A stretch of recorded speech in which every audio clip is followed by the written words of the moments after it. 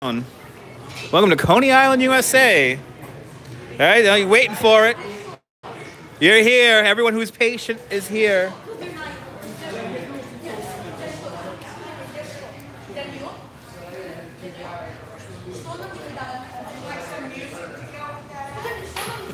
Follow Sideshow Doug on Instagram. Welcome to the 12th annual Circus Sideshow Hall of Fame. We're getting ready to go inside the theater. Taking last little swigs of some beer before we go in. If you're just tuning in, tell me where you're watching from. Let me give you a shout out. Woohoo! Good to see you, Rose. Good to see you, Clover. Getting ready to go into the theater. Good to see you, Boss. Unfortunately, we couldn't do this on Coney Island USA's channel because California, all the way from California. Let's go into the theater. Let's go into the theater. As everyone gets ready. As everybody gets ready. Let me get my little spot up here. You want me to sit behind here? They'll shut our feet down. They will, yeah. No copyright music. Play the Sideshow house music. Or, well, I mean, if you've got personal stuff, play that. Yeah. Well, the house music is actually, we know the people in it. All right, good. Good to see you, Amy. Getting ready to induct the latest. You're more than welcome for filming this.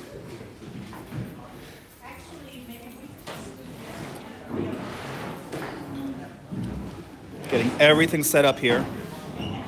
We're also going live on Facebook.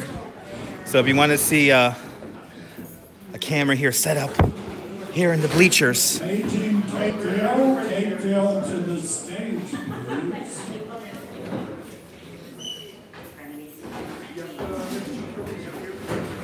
Good to see you, Boozy.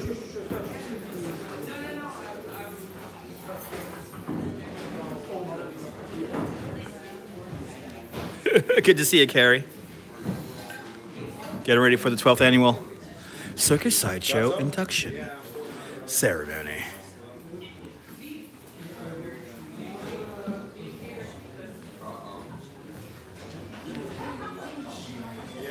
There we go. Can we kill that music, please? And ladies That's right. and gentlemen, I'm sorry that it is so crowded, but you should have to find a seat.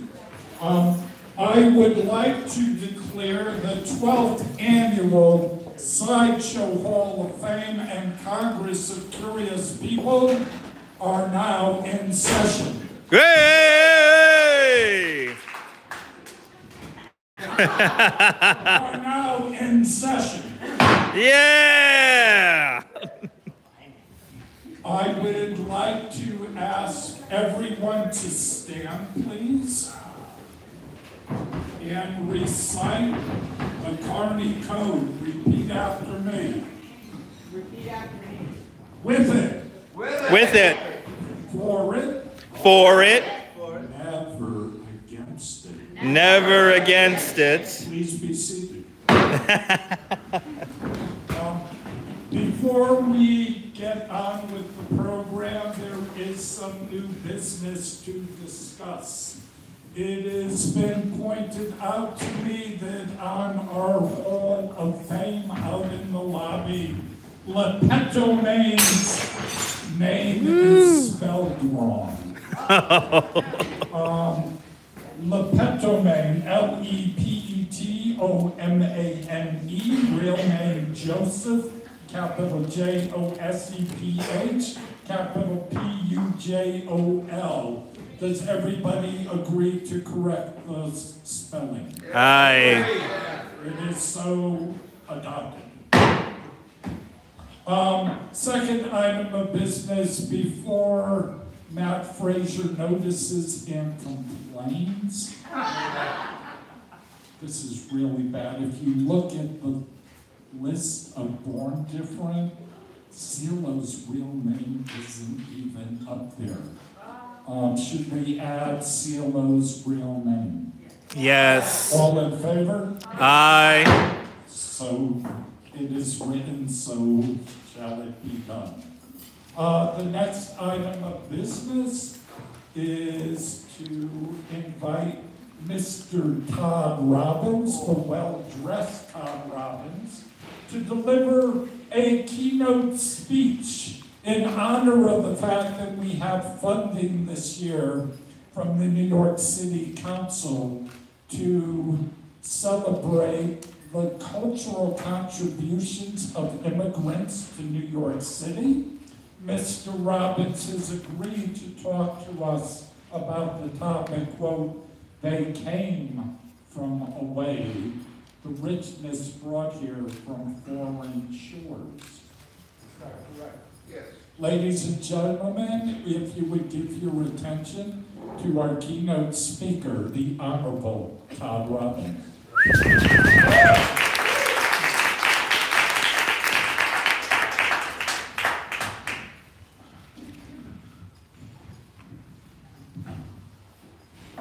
Good evening, one and all, ladies, gentlemen, children, and Dixigan. They came from away. I use this title as sort of a nod to the Broadway show, the wonderful Broadway show. It is all about welcoming people in need. And the subtitle is "The Richness Brought to Our Shores by These People." And they did. Thank you. Hey. But before I go, there's a couple of misconceptions that I would like to address and hopefully dispel this evening. First, we have an image of what the immigrant experience was when they came to the United States many, many years ago. Thanks to many movies and other media, we are familiar with the following scene. Immigrants tightly crowded together on the deck of a ship that brought them to America.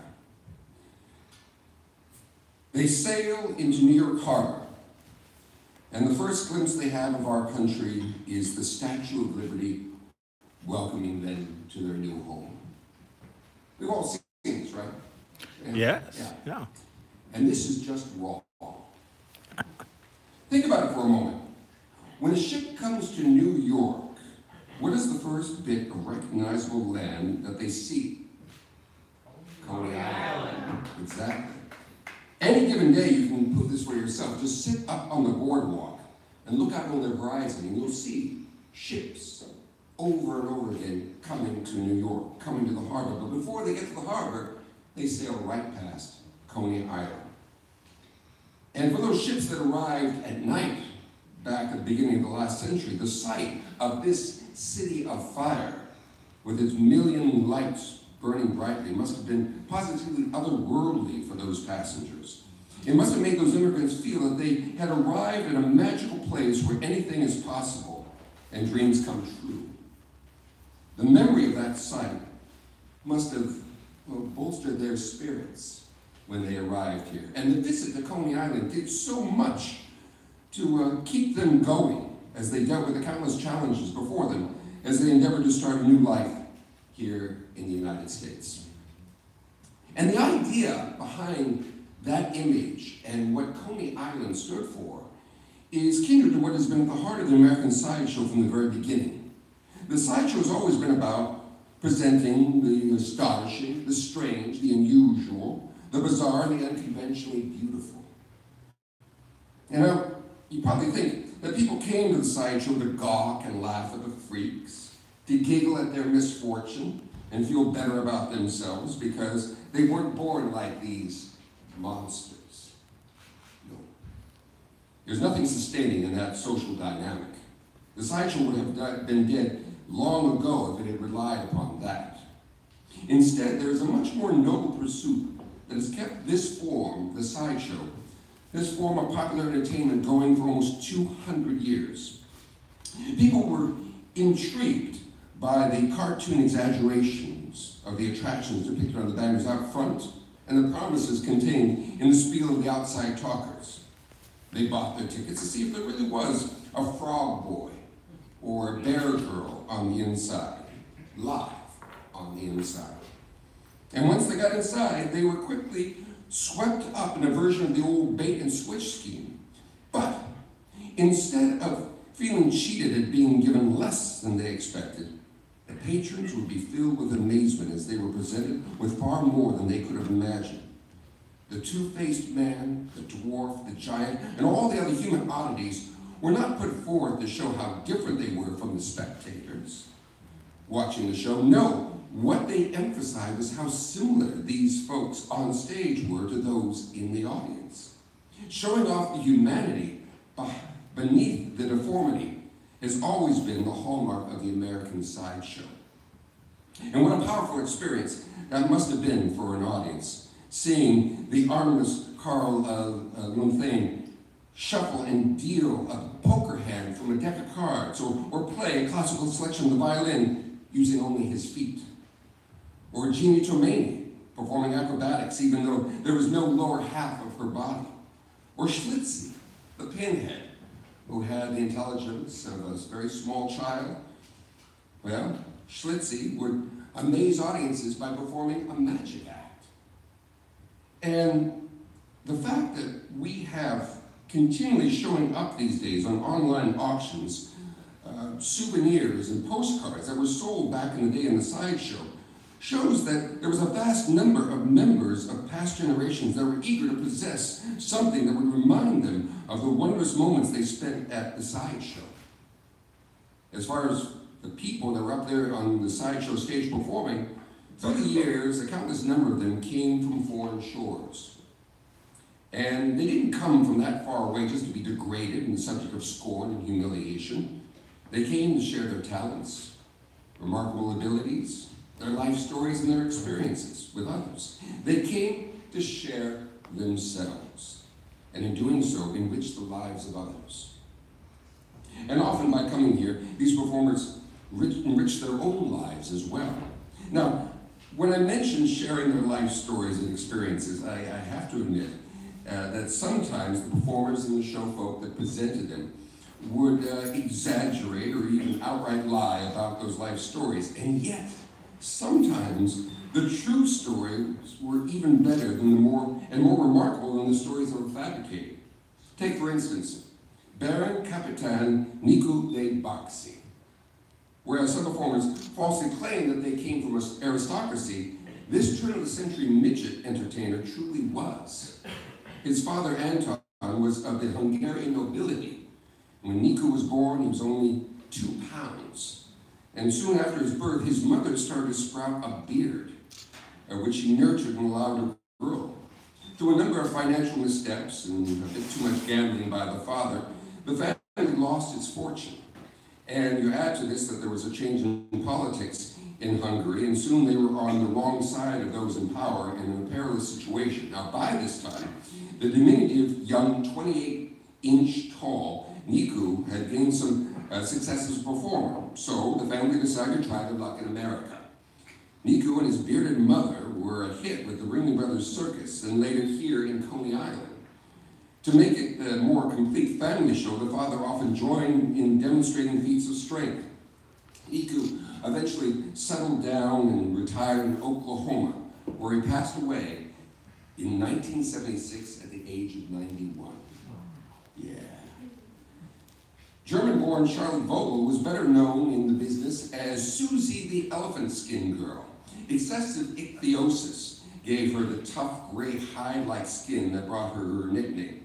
Her condition, coupled with a lovely face and a willingness to show as much of her unique skin as the law would allow, made her very successful as a human oddity back in the 1920s.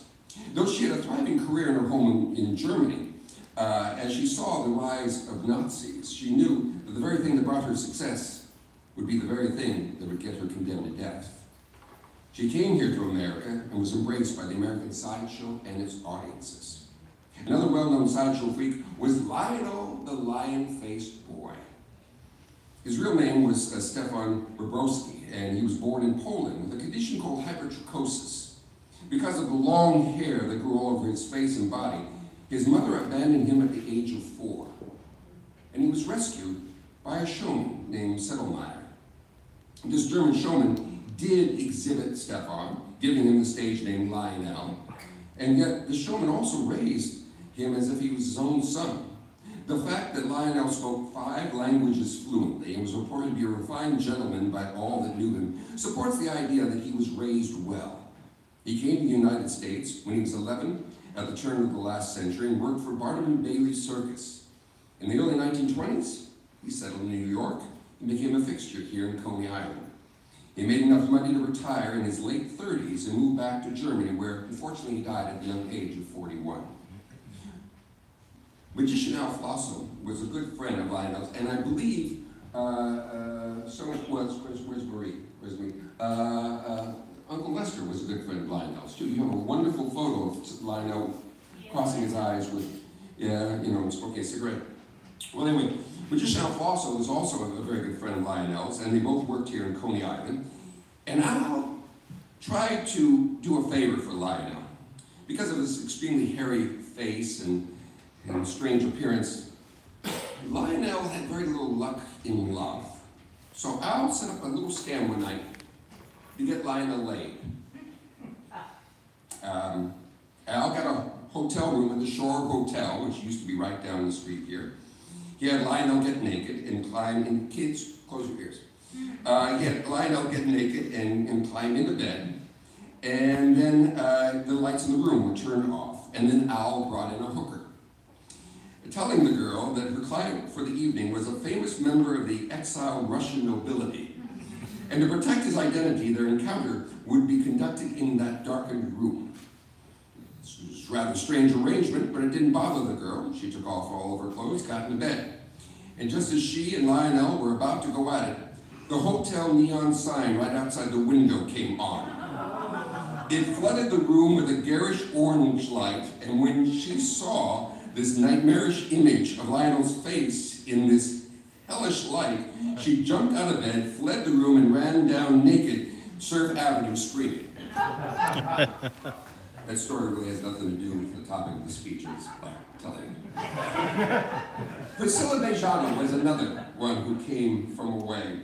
She was known as the Monkey Girl, and was also another performer with hypertrichosis, excessive hairiness, basically. As a small child, she was brought to New York by her father, searching for answers from doctors as to why his daughter was born that way.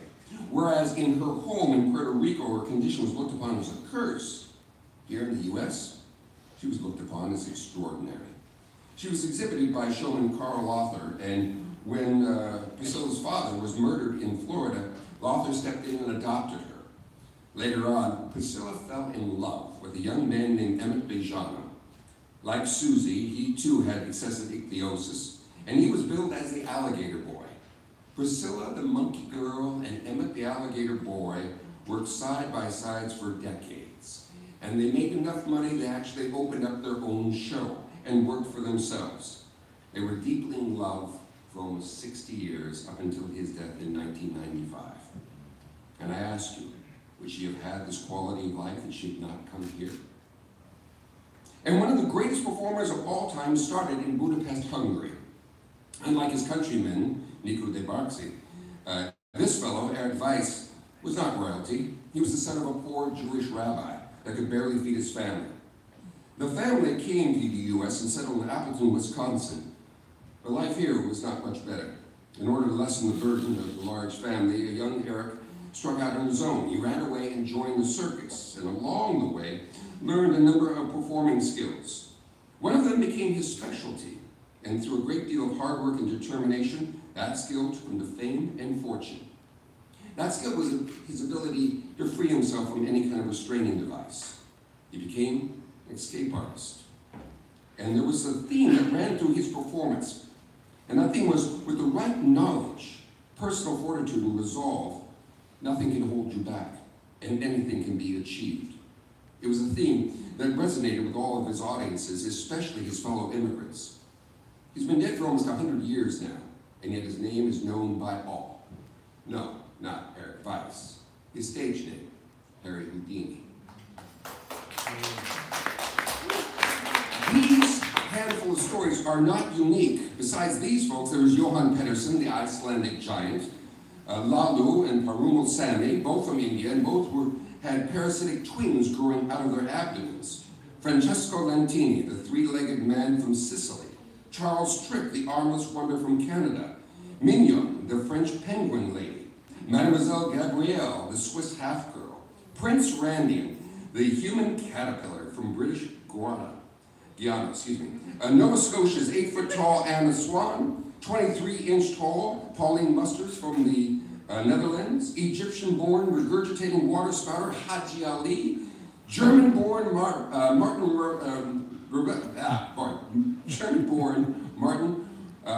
Lorello, thank you, who could turn his head 180 degrees. And there's so much others, including the man that founded this organization here. Dick Ziggin is not from Coney Island. No, he came from a strange, bizarre, terrifying place known as Bridgeport, Connecticut. Many came here to our country looking for a better life, and most found it. Instead of being looked upon negatively because of old world myths and superstitions, here they were admired for their uniqueness.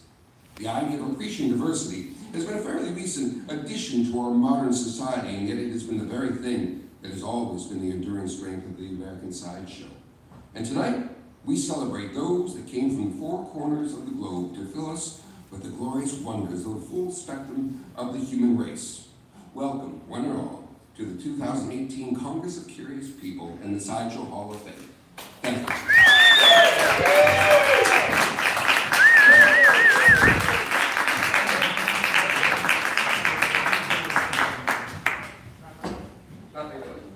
Come on, you can do better than that.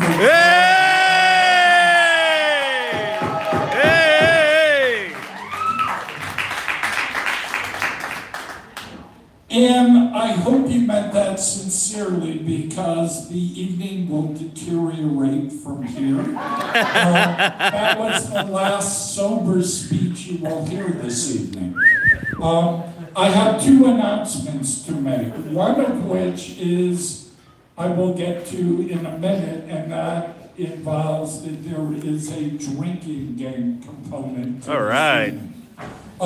Before that, I would like to welcome people on Facebook, people on Twitter, people on Instagram.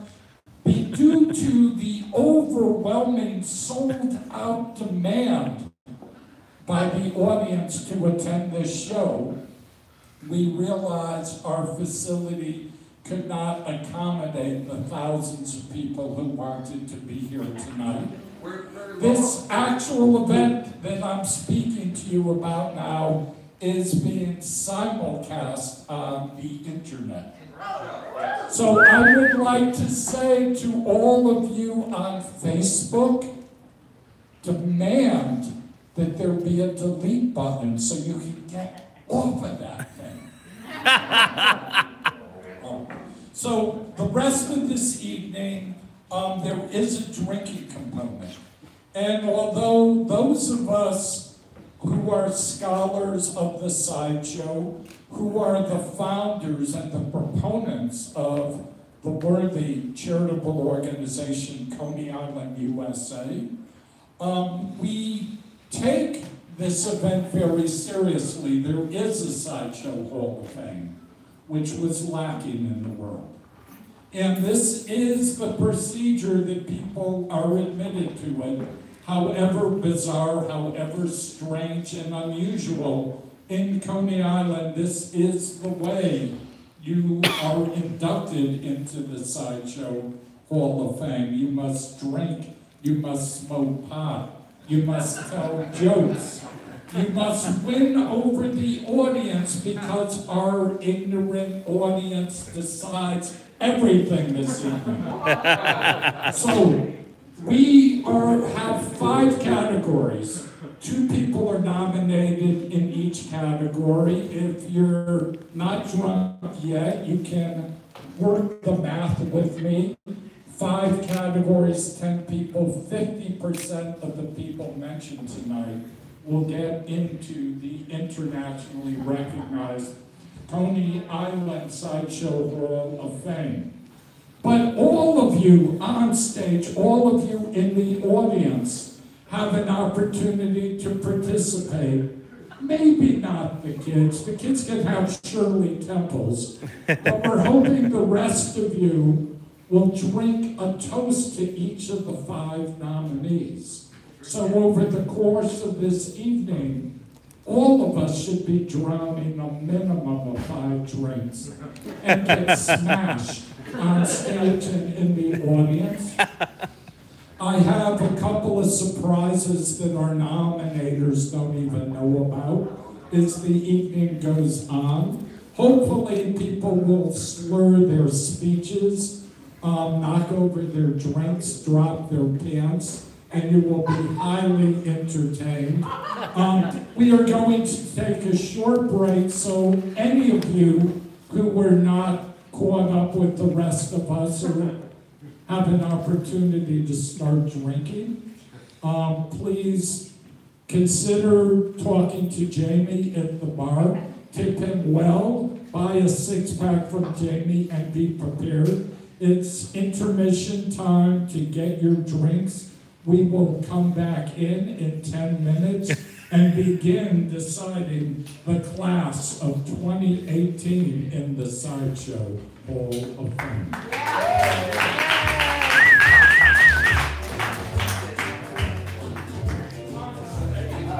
All right, guys. I guess we're gonna grab a beer now.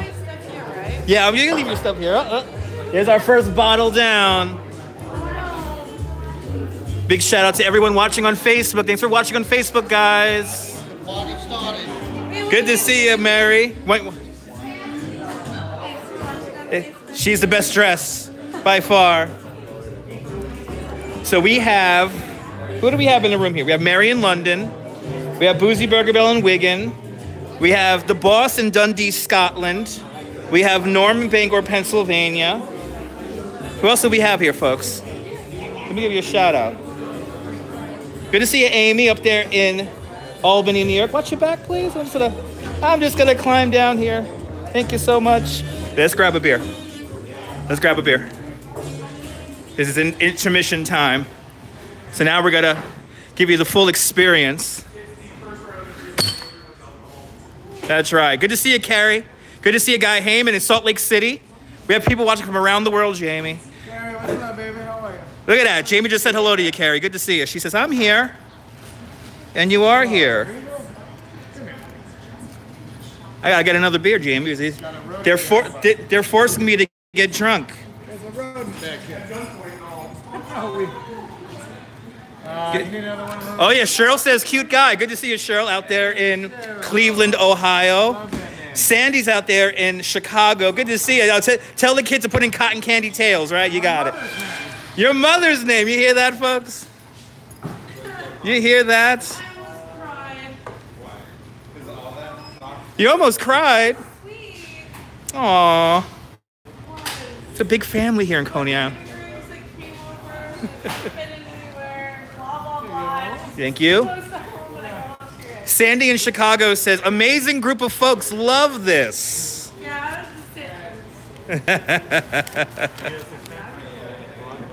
Woo. All right. We have our beer.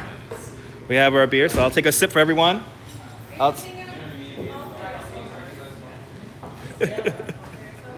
Here we are live at the Freak Bar. Beautiful artwork from Marie Roberts right here. Give you guys a little walk around here. And then let's look at the Sideshow Hall of Fame. Here it is, folks. As Norman Blake points it out for everyone. Here it is, folks.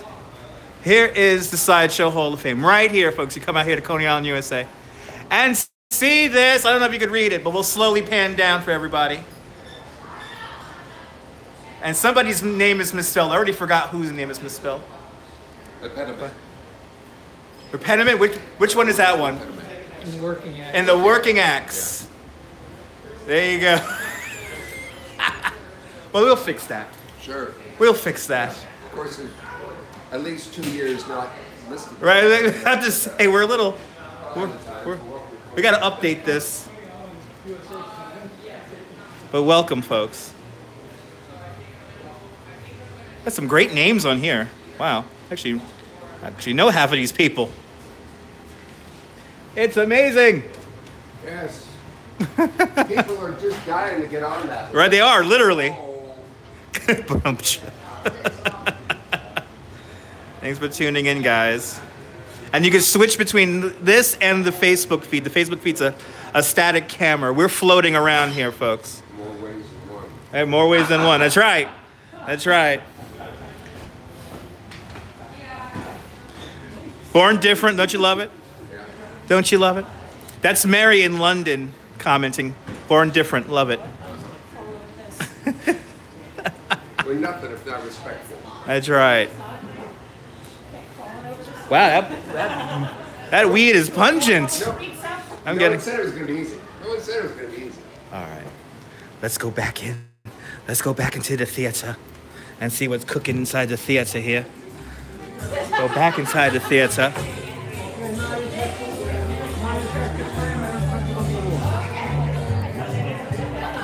Yep, it's on Facebook Live right now. Go to the event page. They're broadcasting from right up there. In the middle. You want to say hello to everybody? Hi, everybody. It's the unofficial mayor of Coney Island. Got anything to say to everyone from around the world? Are you enjoying the Sideshow Hall of Fame? Did you hear that, folks? Are you enjoying it? About to begin. Hugs, Mayor. Hello. Amy says hello. The Boston Dundee Scotland says hello. People on the internet vote when they come. Yes, if they like to, they could vote. So we can have You hear that, folks? Hello, Mr. Mayor, Mary says in London. vote this out to the You hear that, folks? You guys could vote. They can just say aye. people decide. The people decide. You hear that, folks? The experts get drunk. Yes! I'm down with that. All right. So this is real participation. Aye, that's right, Mary. Transmit for you guys all of the messages. Let's go back up to the bleachers and check out Coney Island USA on Facebook, where this broadcast is going out right now. It's a little bit more interactive. I'm hanging out with you guys. And if you're just tuning in, tell me where you're watching from. Let me give you a shout out. Welcome to Coney Island USA. I'm having a beer. Drink with me, ladies and gentlemen. Drink with me. By the way, since we're in intermission, don't forget. Here, wait. Can you focus camera, please? Coney Island Mermaid Parade, folks. You can't see it. Trust me, it says that. I'm totally getting a contact high, Sandy. Watching from your bed. Awesome. Feel better, Amy. This weather has everyone sick, believe you me.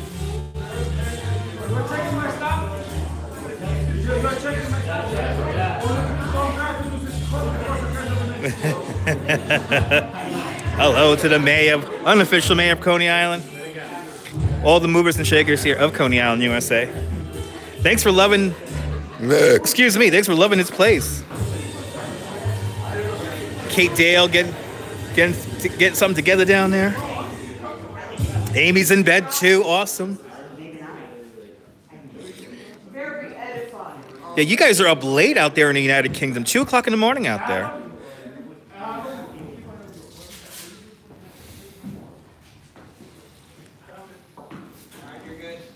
Adam, I was going to ask you if you could announce in the Freak Bar that we are reconvening. Yes, I can. Thank you so much, Mary.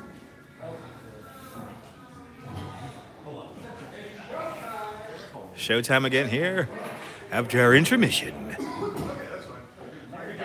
Yes, that's right, boy. Since we've decided the internet can vote, the first thing we want to vote on is whether Russians on the internet are allowed to vote. Are Russians allowed on the internet allowed to vote? Can we do a quick tally there? Are Russians allowed to vote on the internet, guys? Tell me right now. Yes. We got a couple of yeses. I think they're fine. I say no. No, we got one no, one yes, two no. Whether Russians should be allowed to vote. Two people say we have three no, one person yes. 3 no's and 1 yes. No, I think no. 4 no's. That's 4 no's. So it's 4 to 2 and 1 abstention. Five no's on the internet right now. 5 no's. 6 no's on the internet. Last call. It is decided that although the internet is allowed to vote on nominations, Russians are not allowed to vote.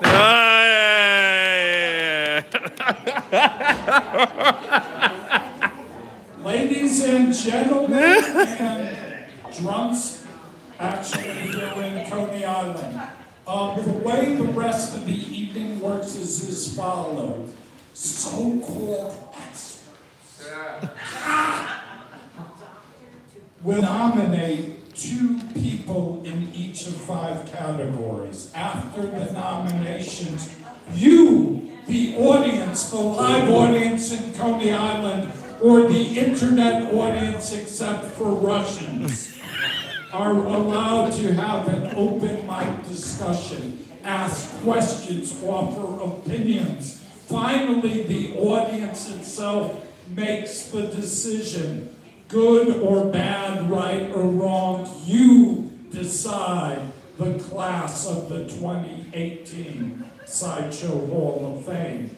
Once we decide in each of 5 categories who gets into the Hall of Fame, I will ask all of you here in Coney Island, all of you at home, except in Russia, to stand, drink in hand, and recite name of inductee, Gooba Gaba, Gooba Gaba. We accept you, one of us. You will take your drink, even if you're in Russia, even if it's in vodka. Down your drink. Then, if you are in Coney Island, go to the free bar, spend more money at the bar, buy another drink. The first category for nominations is the category of Born Different. The first nominator is our own executive director, the Irish James Fitzsimmons, nominating Hugh Murphy, the Irish Giant.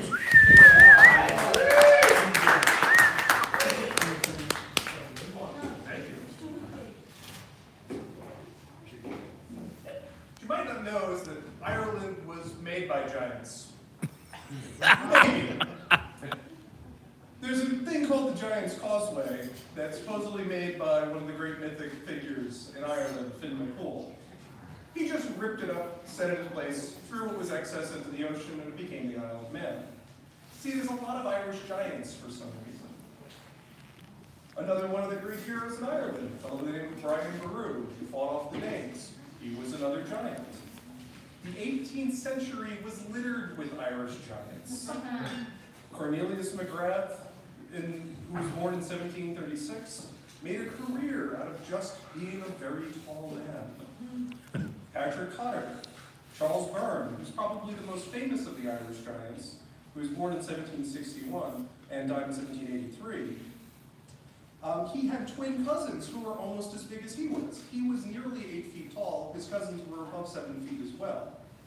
See, it turns out this is a family thing for some folks in Ireland. Enough so that they think there's a shared common ancestor between all of these Irish giants, probably somewhere around 500 AD.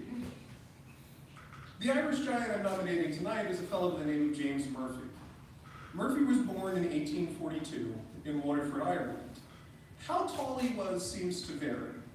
When he was younger, he was measured around 7.5 feet tall. They always marketed that he was 8 feet tall. That's what you do with giants. His family had moved from Ireland to Baltimore at the age of 9. And as he grew, he caught the attention of P.T. Barnum, who hired him as part of his touring service. which he stayed with for about 3 years before leaving for a smaller circus. Unfortunately, while he was working with that smaller circus, he caught consumption. Tended to happen at the time. We don't judge. The giant himself was largely known for his pleasant demeanor, and this seems to be a trait within again, there's a community of them, the Irish giant community had this tendency to be fairly affable people. They also struggled a lot with things like headaches, pains, and other issues, as people with these kinds of conditions often will. In James Murphy's case, he died from consumption at only the age of 33. And when they measured him for his coffin, he had finally made it to a full 8 feet. So tonight, I would like to nominate James Murphy Jr., the Irish giant, for the Sideshow Hall of Fame.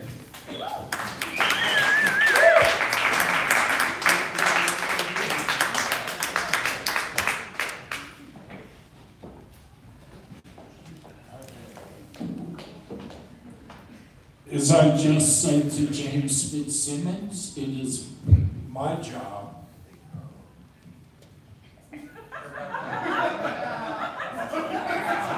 to rip the tape off of the podium and hand this microphone to the mighty Velvet Graham, who wants to be seen, and who wants to nominate the Chinese giant, Chang Yu Sing. Hey everybody, how you doing? Yeah, I'd like to nominate. Normally, I sit in the chair of the person doing the nomination, so I'm just going to crouch back here. You can hold me slightly. Conquer him, it's fine. Aww. So I'd like to nominate Chen Yu Sing, the Chinese giant. Around the age 7, they realized that he was going to be a very tall man. And he just began to skyrocket in height. And by the time he was 18, he reached what people say, as Fitzsimmons said, 8 feet tall, but that's not true. It was probably more like 7.5 feet or 2.5 velvet crayons. Around then, he began to exhibit himself in Hong Kong. He also got to appear for the Prince and Princess of Wales. It's pretty cool. And after that, he even got to be part of the Emperor of China's royal court, which is pretty awesome.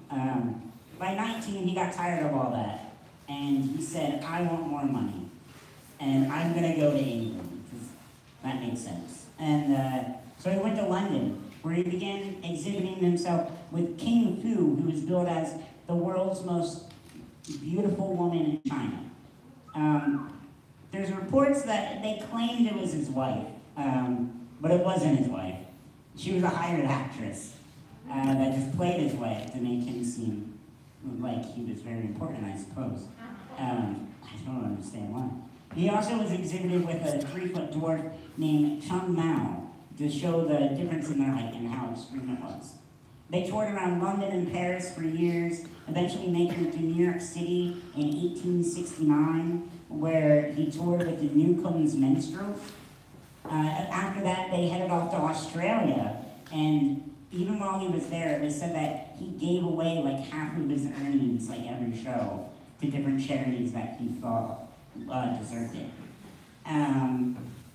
They also said he was extremely smart, and that he could speak up to 6 languages. He was an avid reader. Often when he was exhibited, he would have books nearby, and there was this funny pun that I read on this Chinese website that said, he never had a book too far from reach, but really, nothing was too far from his reach. It was really bad book, and I liked it.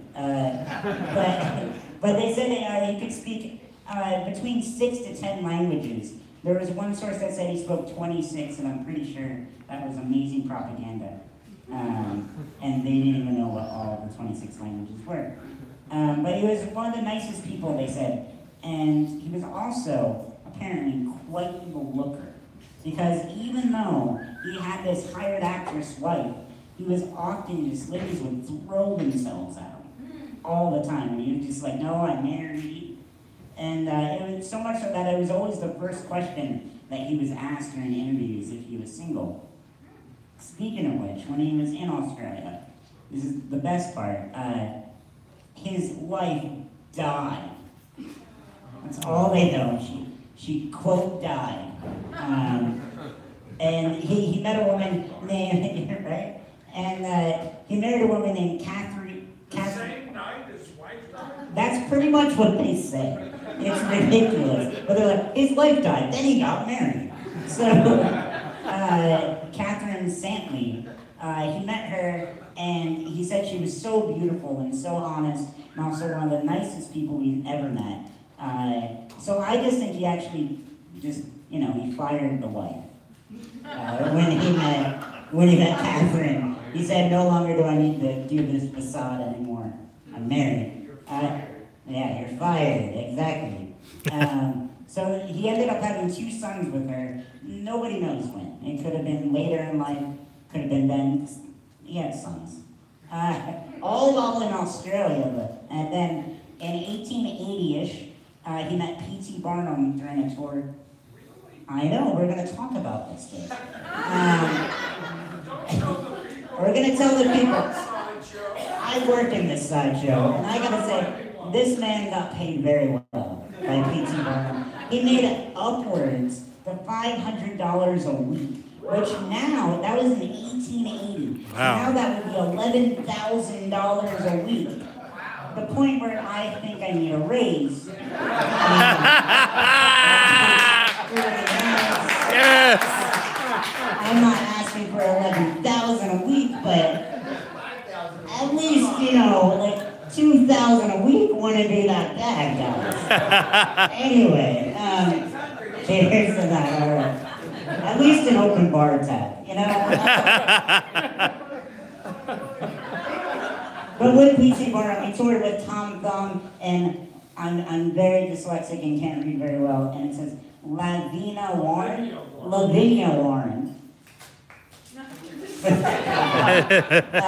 And also, while he was touring with Barnum, he survived a train wreck in 1881. And a train fire in 1884. This man is invincible, he's a giant, it's amazing. Later, he retired in England. Hold on, I'll get to that. I have this all in my flamingo notebook, which is very professional. But they say he retired in England to cure his tuberculosis. I don't know how that cures tuberculosis, but apparently it did. He opened a tea shop with his wife, Catherine.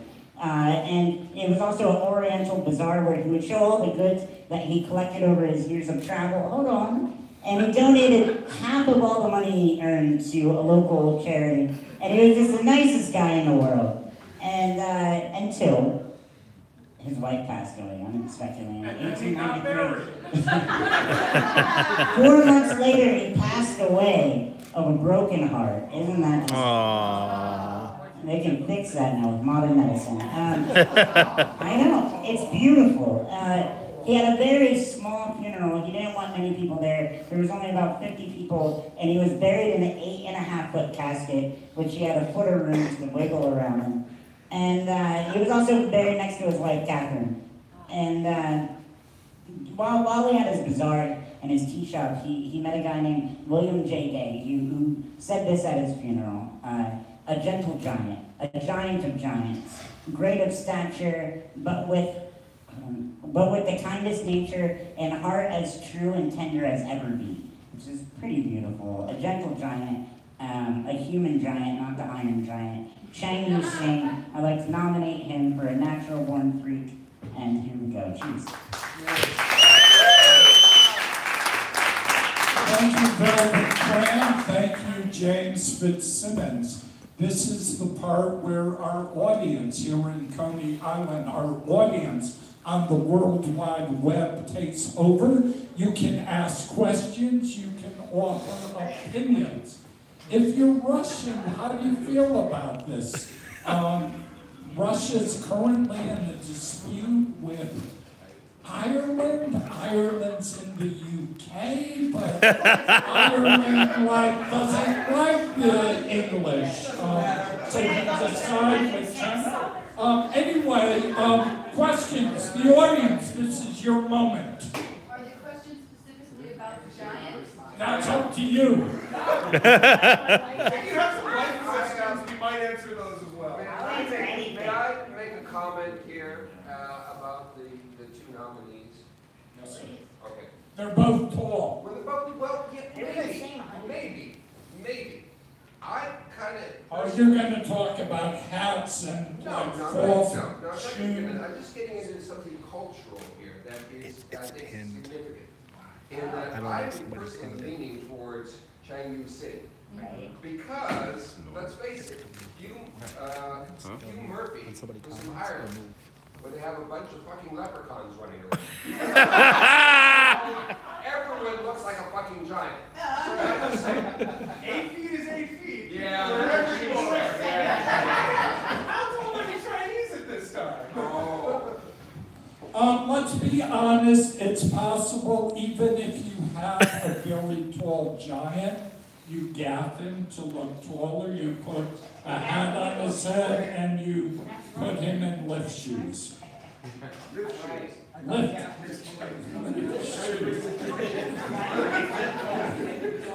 Comments, questions, the audience. It's Comments, up to questions, guys? You have any comments? Any questions, guys? you. Anyone on the internet? We have two people who agreed with the sentiment just now, though. And they're in the UK. I got your potato famine right here. Are we ready to vote? Okay, K-Tail, you have the My floor. comment is that, as Vince explained, there was a tradition of Irish giants, whereas there were not as many Chinese giants. And so this is perhaps, he may be, I hesitate to use the phrase more unique, because not, but perhaps the Chinese giant is particular respect. And what about the lion? Yeah. What about it? Is that what about it? Trade war on Chinese giants.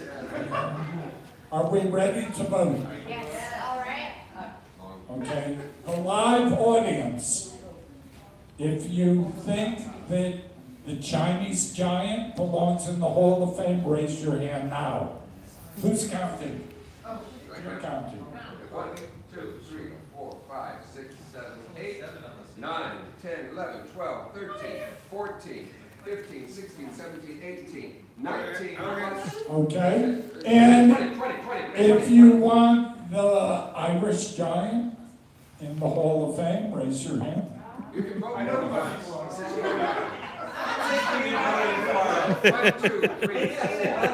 However, this, on the 12th annual Sideshow Hall of Fame, we are allowing the internet to screw everything up. We got two for the Chinese giant so far. And that's it. So, do we have a decision, mathematicians? It's 22 to 4, so I think. Chinese giant. China has won the trade war. Ladies and gentlemen, if you have a drink, it's time to hold it in your hand. Please stand. No. You need to repeat after me. Chang Yu-sing. Chang Yu-sing. The Chinese giant. The Chinese giant. Gooba Gaba. Gooba Gaba. Gooba Gaba. Gooba Gaba. We accept you. We accept you. One of us. One of us. One of us. One of us. Down your drink. please. Hey. The Chinese giant is forever in the Sideshow Hall of Fame. Yeah. The next category is self-inflicted. And the next nomination is by Tony Lee Santiano. Am I pronouncing that right? That's a very ethnic name for Vermont. But this evening is all about the foreign-born. So the ethnic woman from Vermont is going to nominate Captain Constantius. Is that it? His illustrated man. Is he Greek or Albanian? Stand by and That's she the will flash. tell You you. don't need that. That's the flash. They'll turn on the bright light. The wand is it's a filter.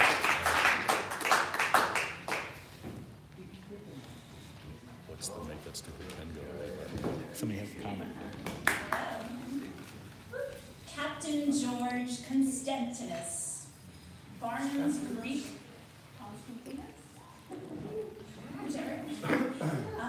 Barnum's Greek illustrated man was the top act in 1876. A self-proclaimed Greek, he was born in 1836 in Albania. The sight of his tattoos caused a sensational mania. Never before had the world ever seen such an illustrated man with a tattooed penis. I said penis, yes. Pirate and mercenary, he was captured in Asia, threatened with death by fire, wasps, tigers, or starvation. But 3 months of torturous needling led to his liberation. Earning $1,000 a week, that's $22,000 today, right? He was an artistic spectacle. He left half his money to his freak show friends because his heart was that incredible. And with that, I nominate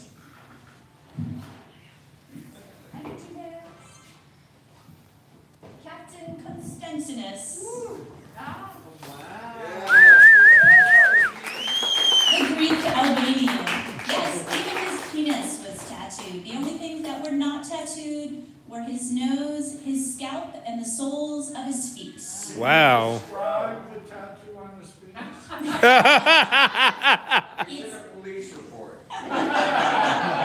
It's a heart that says mom. Aww.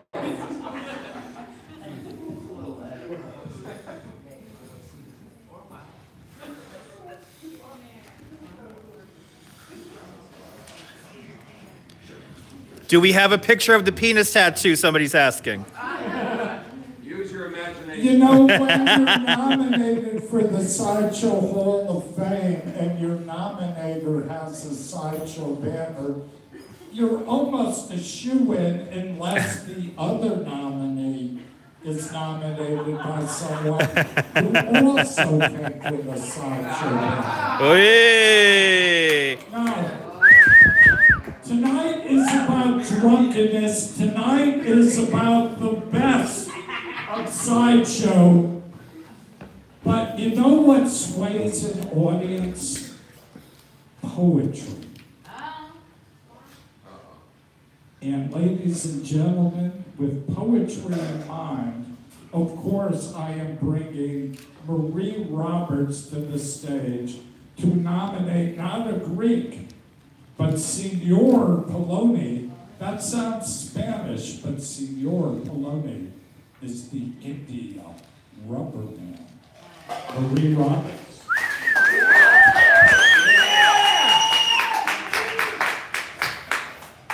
And let me say, it's my absolute honor to nominate a sideshow performer who has a poem written in his honor by Warren Hastings and Herbert Jordan in 1943, The Indian Rubber Man.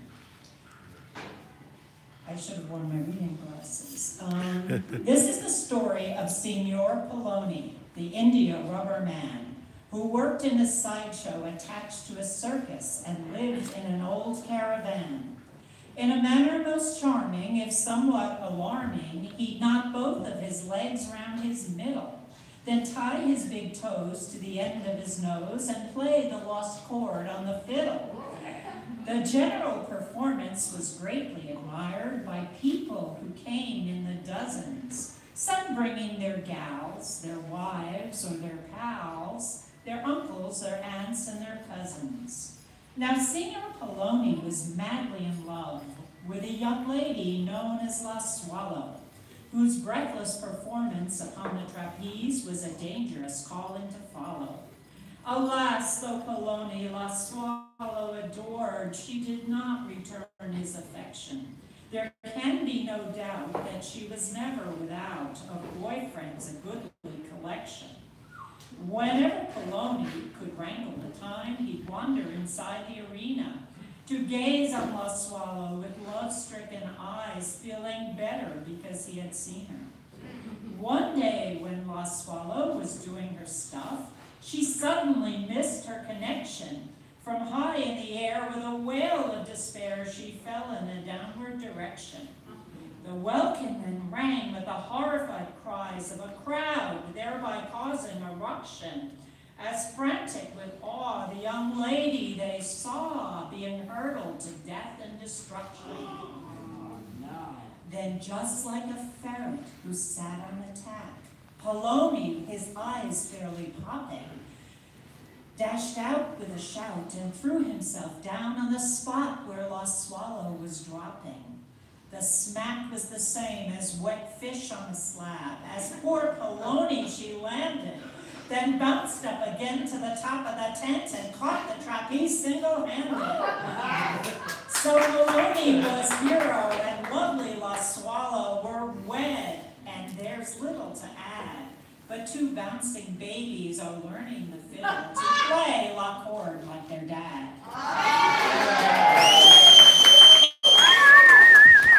So, ladies and gentlemen, what more can I possibly say? That Signor Poloni has both a poem and a banner.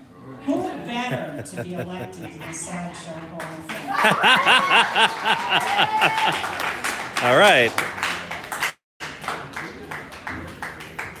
So I told you there would be a few surprises tonight. It's unclear to me, even when I'm sober, whether there was ever a real Signor Poloni or if he's just a poem. And it's up to you to decide if that even matters. If the audience wants to vote a poem into the Sideshow Hall of Fame, that is your prerogative. We are open for audience discussion. Question. Does your Poloni have a tattoo on it? Hey. Oh, wow, no tattoos at all. Anybody who has a banner Does not matter. and a distinguished professor nominating him, I would imagine he would. I am ruling it doesn't matter if he's real. Surreal. If he didn't have any tattoos, would they have stretched out as if they were on silly putty? Oh. He's like a stretch Armstrong. Is the internet We have buzz? one for Signor Poloni. We have one for Signor Poloni so far. Is a poem allowed in the Hall of Fame? We have one for Tattoo Man, and we have one for Signor Poloni now. One and one. What are these? Captain Constantine. So you're saying that though Poloni might be baloney, it really doesn't matter a bit. Is that If I weren't so drunk, I would have said it myself. I'm channeling a They kind of sound like a velvet.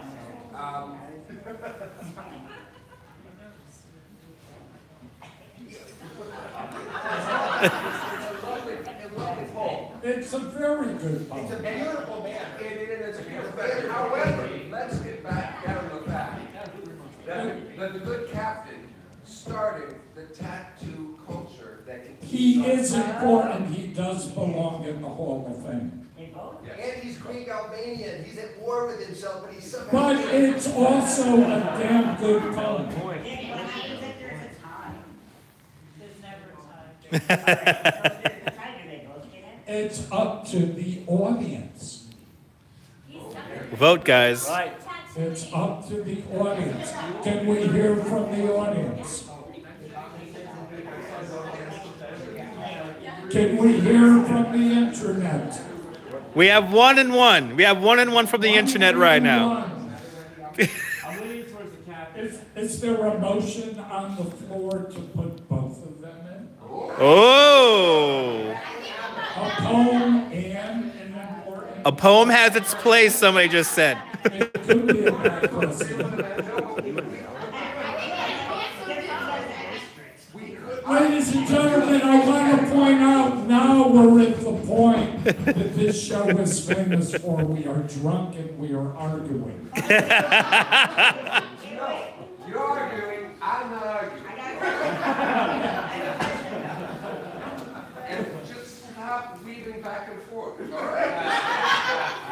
But the thing about it is, I would like to propose that we have a new category added to the Sideshow Hall. We don't have enough wall. And since that was Patrick Ward,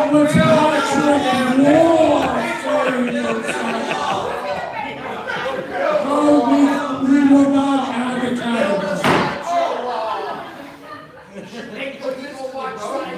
We will not have a category.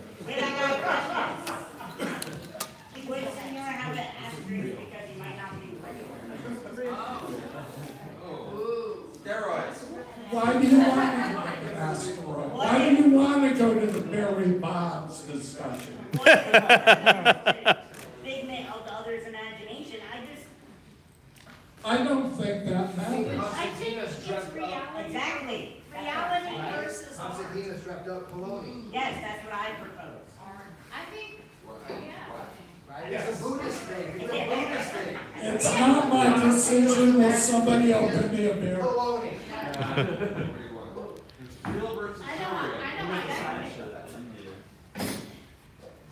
Any thoughts, Facebook? Yeah, Facebook. Talk Facebook. I think in advance of a vote, I think a vote. All in favor of the Greek, raise your hand. Ooh. 1, 2, really? 1, 2, 3, 4, 5, 6, 7, 8, 9, 10, 11, 12, 13, 14. Does the internet have any votes for 18. the Greek? We have at least 18. We have 2 for Bologna, 1 for Constantine. Okay, so we're 19. And ladies and gentlemen, if you're in favor of the fictional poem getting into the Hall of Fame, raise your hand. Somebody said the poem has a place. The poem has a place. 1, 2, 3, 4, 5, 6, 7, 8, 9, 10, 11, 12, 14. Ladies and gentlemen, I believe 14 and 19. Also, Megan, it's the Greek. It's close. Week 19. and if Bologna loses, make sure the poll again. Yeah, right, yeah. So if you would stand with the drink in hand.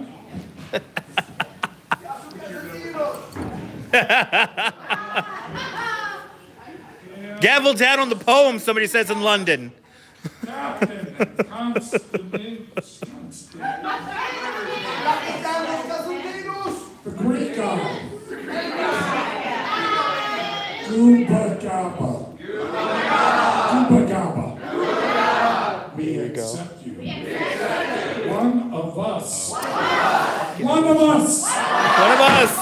Yes. Tattoo penis is in the Sideshow Hall of Fame.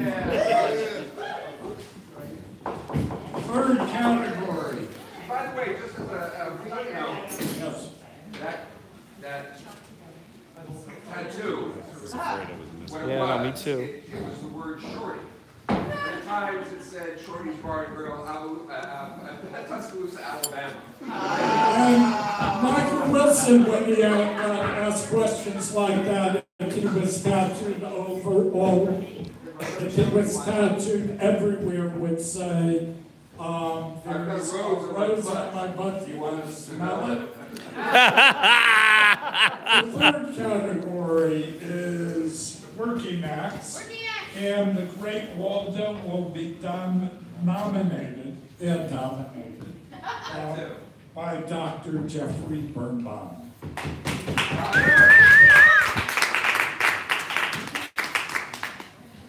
real doctor, not a chiropractor. So I want to thank Dick for challenging me this year and moving me from my traditional category of more different, where I usually exhibit my medical brilliance, knowledge of congenital malformations, to that of working acts. For like 2 hours. Where I can exhibit my expertise of medical injuries that people can inflict upon themselves doing some really stupid things. So anyway, I'd like to present for your consideration the Great Waldo, also known by his birth name of Dagobert Roman. And I'd like to thank Todd for telling me a very interesting story about him in the lobby earlier. Because he needed more material. You're rough, Patrick. You're rough. I'm going to add an extra 10 minutes just for Patrick. Let's get the hook. So the Great Waldo brings up an interesting question of two different types of working acts. One of the geek versus that of the regurgitator. So the geek, as I once saw Todd Robbins himself perform in Greenwich Village at his show several years ago, typically was an act of somebody very savagely biting by bringing some class to the act and always dressing in very dapper style and making his animals live. So go Waldo. And Marie would appreciate that. So Waldo was born in Germany, a Jew. We have an interesting category tonight. We have Jew versus Jew. Let's get some violence going here. So he was born in 1920, and he fled Hitler's Germany in 1938 by way of Switzerland, came to the United States, where he worked for many different places, such as Ringling Brothers, Hubert Stein Museum, other places. I'm not sure if he worked in Coney Island. Perhaps others here might know that. Waldo was well known for several different acts. He could swallow just about anything. He would swallow coins. He would swallow watches. He was known to have people come up and to prove that he swallowed, they could listen to their watches ticking in his stomach. One of his signature acts was swallowing different colored balls and then asking the audience to pick the color that they wanted to see him regurgitate first, and he could regurgitate them in whatever order they would ask. His other signature act was that of swallowing a live white rat. He would swallow the rat. Once it was down in his stomach, he would smoke a cigarette, and then he would regurgitate it. So that was what Waldo did for a living. He was a regurgitator. Alas, there was tragedy in Waldo's life. For at the age of only 32, in the year of 1952, he found that he could not regurgitate love into his life. And he gassed himself, found dead in his apartment at the age of 32, being a failure at romance. So in closing, let me bring something up that has nothing to do with the Great Waldo. This week was the 50th anniversary of the opening of 2001 Space Odyssey. Thank you. Thank you. And if I can quote astronaut Dave Bowman, who was known to say after Hal goes crazy, open the pod bay doors, Hal. So America once opened its doors to the Great Waldo. So I implore you, judges and jury tonight, open the pod bay doors for the Great Waldo and vote him into the Freak Show Hall of Fame. Thank you.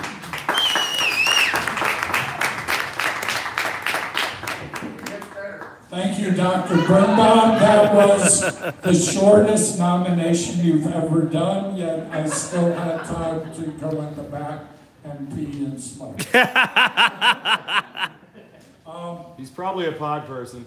The other nomination for working acts was supposed to be made by the Sideshow scholar Travis Stewart, who missed the Long Island Railroad train that he was supposed to take.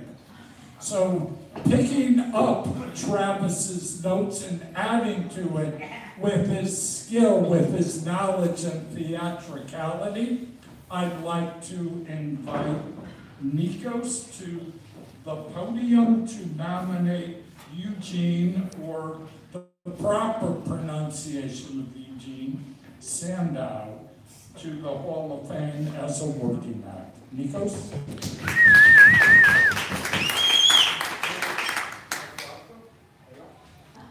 Apple cider.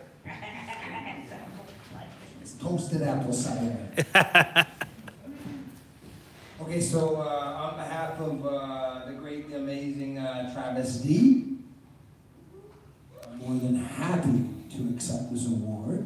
Because I know I'm fucking great too. No, praise Bob. For me, it's all about praise Bob. The church, praise Bob. Sup, genius? Okay, so this is not my information, but this is an absolute motherfucking truth, and I have to tell you right now, today is a special day, April 6th, Aries horoscope, special for Sideshow, birthday to Peter Robinson, the human skeleton, from Todd Brown's Streets, and Nelly Keller, aka Queen Mad. Aries fire, you're blowing me away. So one thing I want to get straight, because like I am on a mission from God, as Dick Ziegler just pointed out, I want to tell you with the absolute truth, this is the serious nature of what actually happened. I think it was around summer of 1951, maybe 1952. Lucille Ball and Ricky Ricardo came to Coney Island. They secretly lived here to just escape Hollywood. They conceived a child on the Wonder Wheel. 9 months later, little Dick Ziggin was born. And it was left on the doorstep of the Sideshow in Coney Island. It's true. It's true, Dick Ziggin was born in Coney Island. Now, they didn't take him at the Sideshow because he was a little baby, so they took him to the nearest fire department in Connecticut. And there he was raised. And he was born in Coney Island. The renegade love child that was left behind for the Sideshow by Lucille Ball and Ricky Ricardo. Not so much here. Okay, seriously, oh my God. I got it, oh my God. I just Googled this, oh my God. Okay, I am here to nominate, this is the truth, right now. I am here to nominate Victorian bodybuilder, strongman, Eugen Sandow. That's right. He was born to a Jewish family in, not Russia, Prussia. In 1867. He had a German father and a Russian mother, but they lived in Prussia. Okay, in 1885, this is where it all began for him. In 1885, he decided that he had to get out of Prussia. He's like, it's just too small here. I never have anything. They just want me to tame bears, and I just know that they'll kill me. And foreshadow Jack Bonavita. So he also was going to have to go into the military. This is the truth. He was going to have to go to the military, just like most of us that wouldn't want to probably do that. He would flee Prussia. So he fled Prussia, and then he became what was called at the time a circus athlete. It was not called a strongman at the time, a circus athlete. But seriously, this guy was important not only to bodybuilding, to the Sideshow of strongman, also he was a predecessor of theatrics and wrestling. So he ties into many ideas of Sideshow. So he died in 1925. An interesting side note. He had a wife and he had 2 daughters. Now, I don't know how this happened or whatever, but he kept it secret, but near the end of his life, his wife found out that he had been carrying on affairs. So He died before she did, and she refused to mark his motherfucking grave. That's awesome. Go Alpha Girl, right on. Hell yeah. So unfortunately, the father of modern building, ladies and gentlemen, we don't know where he is buried. Somewhere, possibly right here. We might have his skeleton next year for $1 of your viewing, but we don't know where it is because it was an unmarked grave. And I'm here to ask you to nominate the legendary first ever strongman, Eugen Sandow, to the Hall of Fame.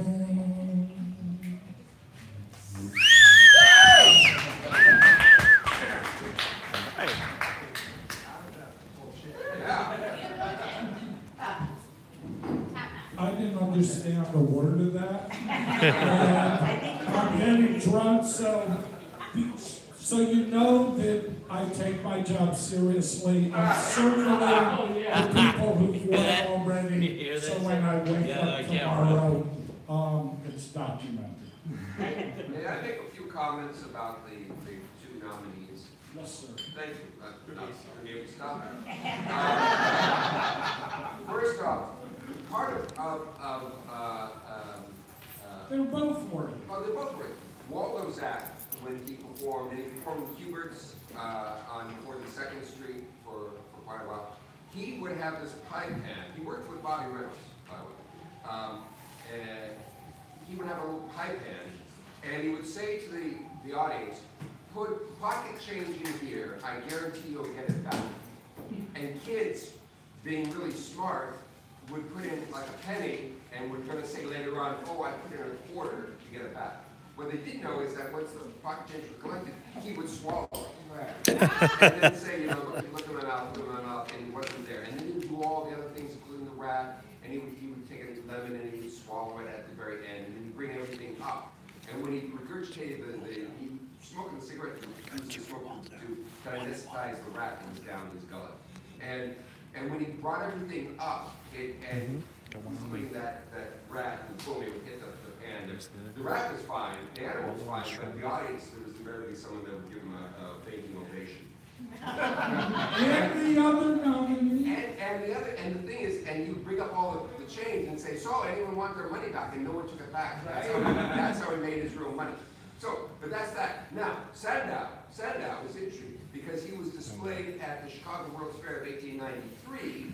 And when he was put on display, he was doing strongman stuff, and no one gave a damn about it because there was a cooch dancer across the way named Little Egypt that was doing and she's already in it. And so the guy who was promoting him was like, what are we going to do? What the hell are we going to do? What are we going to do? And noticed that there were like pictures out front, and women would like look and go, So he played up, he had all these photos made of Sandow, and he promoted to women, saying he was the perfect human, the perfect male, the perfect man. And women walking down whatever the hell. So he's the Me Too candidate? He basically started the whole bodybuilding craze, and yes, and he appealed to women. And what the interesting thing was, the guy who was promoting him, that was his first big success in show business, and that was Florenzo Ziegfeld, who later went on.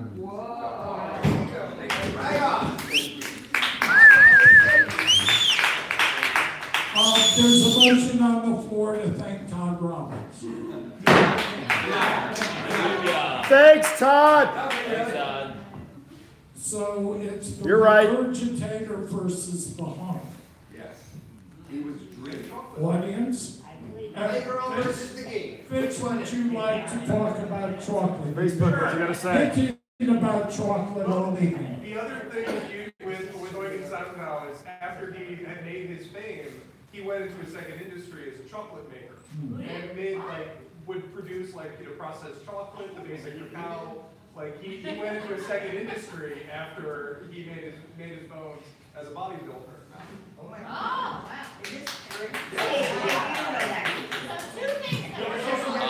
have a question from the audience. The people on this podium are experts. If somebody on this podium says it is true, do my job. I have a question. The audience is supposed to take over at this point. So after Sandow started his chocolatiering. Is that Tim? Were you here before? Yeah, absolutely. I paid to get in. Are you Russian? Today, yes. No. Are you Russian? So Sandow, no, today I'm not.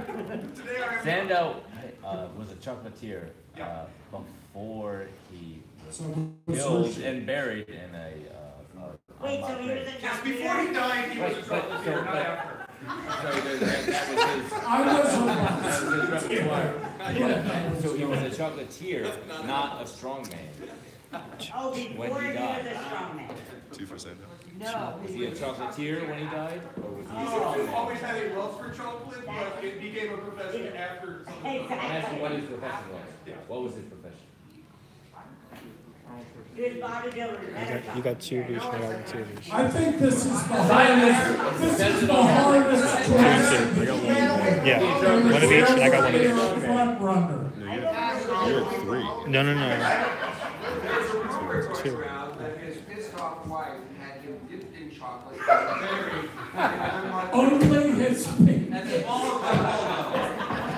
hear your Facebook? That's good. Chocolate inside. Get it in. Oh, he had a chocolate center. He had a chocolate center. Does the internet have anything to say at this point? We got. Yeah, we got 2 and 2 2 and 2. so far. Vote, guys. Vote, guys. I don't vote. Ever in life. Period. How many people at this point are in favor of the regurgitator? Wow. 6, 7, 8, 9, 10, 11, 12, 13, 14, 15, plus 13, 17. What about And how many people are in favor of the good-looking chocolatier? 5, 6, 7, 8, 9, 10, 11, plus 2, Yeah, I got you, 13, Rose. 17 to 13. Waldo's in. Whoa, it's Waldo. Gentlemen, if you would stand with your drinking hand. Oh no, It's a hard choice to swallow. Bringing over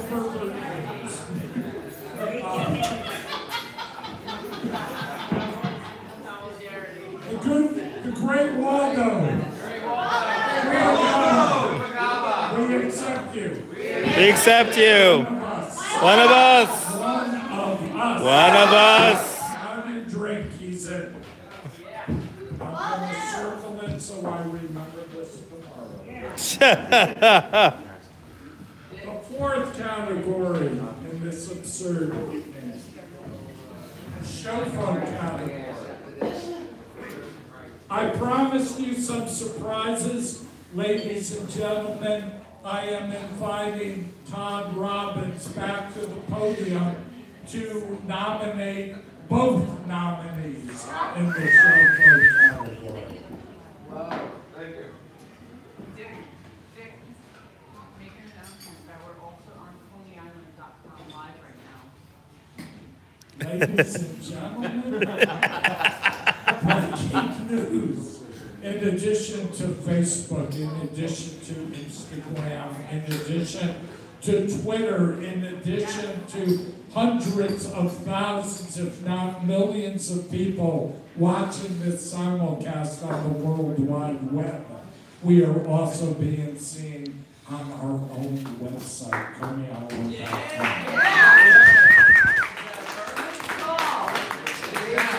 Into the future, ladies and gentlemen. Good evening, once again, everyone.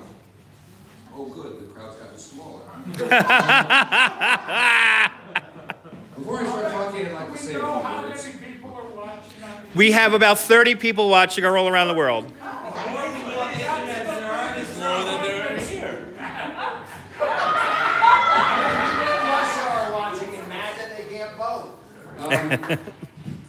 I would just like to say, before I nominate John Grisham an English showman, of which you've heard nothing about, as you soon know. That the person who will be also nominating a show folk is a lying bastard. So if you don't believe him, believe me. John Gresham was born in 1920 in Cottingham, England, near the town of Hull, and more importantly, it was the site of the Hull Fair, a yearly summertime event that drew thousands of visitors every year. When John was growing up, the fair was in full bloom with wonderful sideshows and boxing booths, underwater displays, circuses and magicians. Those annual trips to the fair made a lasting impression upon John. Having been bitten by the show business bug, as a teenager, John convinced a local carny to teach him to eat fire. And when he graduated from high school, he became a professional fire eater. Because of his blonde hair and fair complexion, he was billed as he was from Copenhagen and Europe's youngest fire eater. He toured the old-time music halls in the dying days of Variety, which was the English version of vaudeville. And in between engagements, he worked as an outside talker and inside fire eater for a number of fairground and seaside resort sideshows. He worked for many prominent shows, including the ones presented by the Appleton family, Harry Hobbs, Tommy Allen, and Sid Howard. There will be a quiz. World War II put a crimp in his entertainment career, put on hold, and after the end of the war, he resumed with vigor. War-torn England was in need of amusement, and John Gresham was there to fill the need. John's first sideshow was a sing-along. It was a robot fair, he called it, and he hired a bunch of midgets to pretend that they were mechanical men and women. He followed up with Dracula's Daughter, which was a variation on Pepper's Ghost illusion, and he presented these in Scarborough, and he cited the famous Scarborough Fair. John quickly expanded his sideshow interests with shows, sing-lows, at venues including the Pleasure Beach at Yarmouth, Margate's Dreamland, Coney Beach at Ports Call, Pleasure Land at Ryle, Bellevue at Manchester, and fairs including back where it all started, the Hull Fair.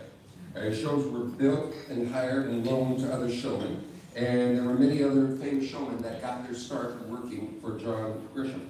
The fact that these played for almost 20 years, often presented in the same location, being supported by patrons who saw the show repeatedly, demonstrates the quality of his showmanship. And the fact that he was able to keep the same employees season after season speaks to the quality of the man himself. But all the things must come to an end. And 1960 saw an increase in highway construction and travel by air, and this allowed people to travel farther and farther away for vacations. And the seaside resort towns and the local fairs suffered greatly. Foreseeing the demise of live shows as fairground and seaside attractions, John Gresham's shows closed and went into storage in 1969. John put all of his equipment and show fronts in a barn in Hull. When his show closed, Gresham wrote, "Someday, somewhere, someone will want to see a sideshow, and there will be few people with the experience and equipment to present one. It will be a great pleasure for me to resurrect them for a generation that has not seen them, there being a distinct possibility that I may someday open a museum of sideshows." Now, he went on to other pursuits, and those shows were forgotten. Gresham died in 1995. Though he never opened the museum, those words of his were wonderfully prophetic. In 2003, having heard about these long-stored, forgotten illusions, magician John Marshall searched them out and bought them from Gresham's widow, Pat. Employing a team of wonderful scenic artists and craftsmen, John had lovingly restored a number of Gresham's shows, and once again, in places like the Snowdown Festival in Blackpool, England, people are once again amazed and entertained by Gresham's show. Let's go to the slides here. You're going on very long. I'm going to call up Todd Robbins. Oh, just one. Get that here a second. Well, these were the shows that have been restored. There was Cleo, the girl in the goldfish bowl, a 5-inch scantily clad floating apparition that bamboozled 5 million people at its height during the 1960s. Yvette, the headless lady, of which we will hear more about later. Maimed in a hideous train crash, the body of this lovely Yvette is kept alive by the miracles of modern science. Gloria, the living half-girl, marooned on her stump. Gloria laments the loss of her legs, now on display in another show in Margate. The Mummy's Daughter, inspired by a Boris Karloff movie, is a variation on the gorilla illusion, and the show patrons revive or relive the terror of Dr. Sidney Fairweather, whose discovery of an ancient Egyptian scroll caused a beautiful princess to transform into a terrifying mummy. And the butterfly girl, who magically emerges full form from a tiny cocoon. Are you done yet? Close!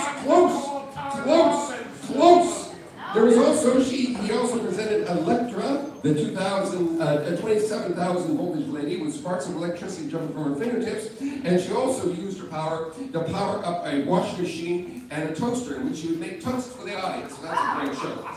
Using the same ballet spiel that John Grisham used, these attractions live on now, and a whole new generation is being captivated by the wonders of John Grisham. Without a doubt, he deserves a place.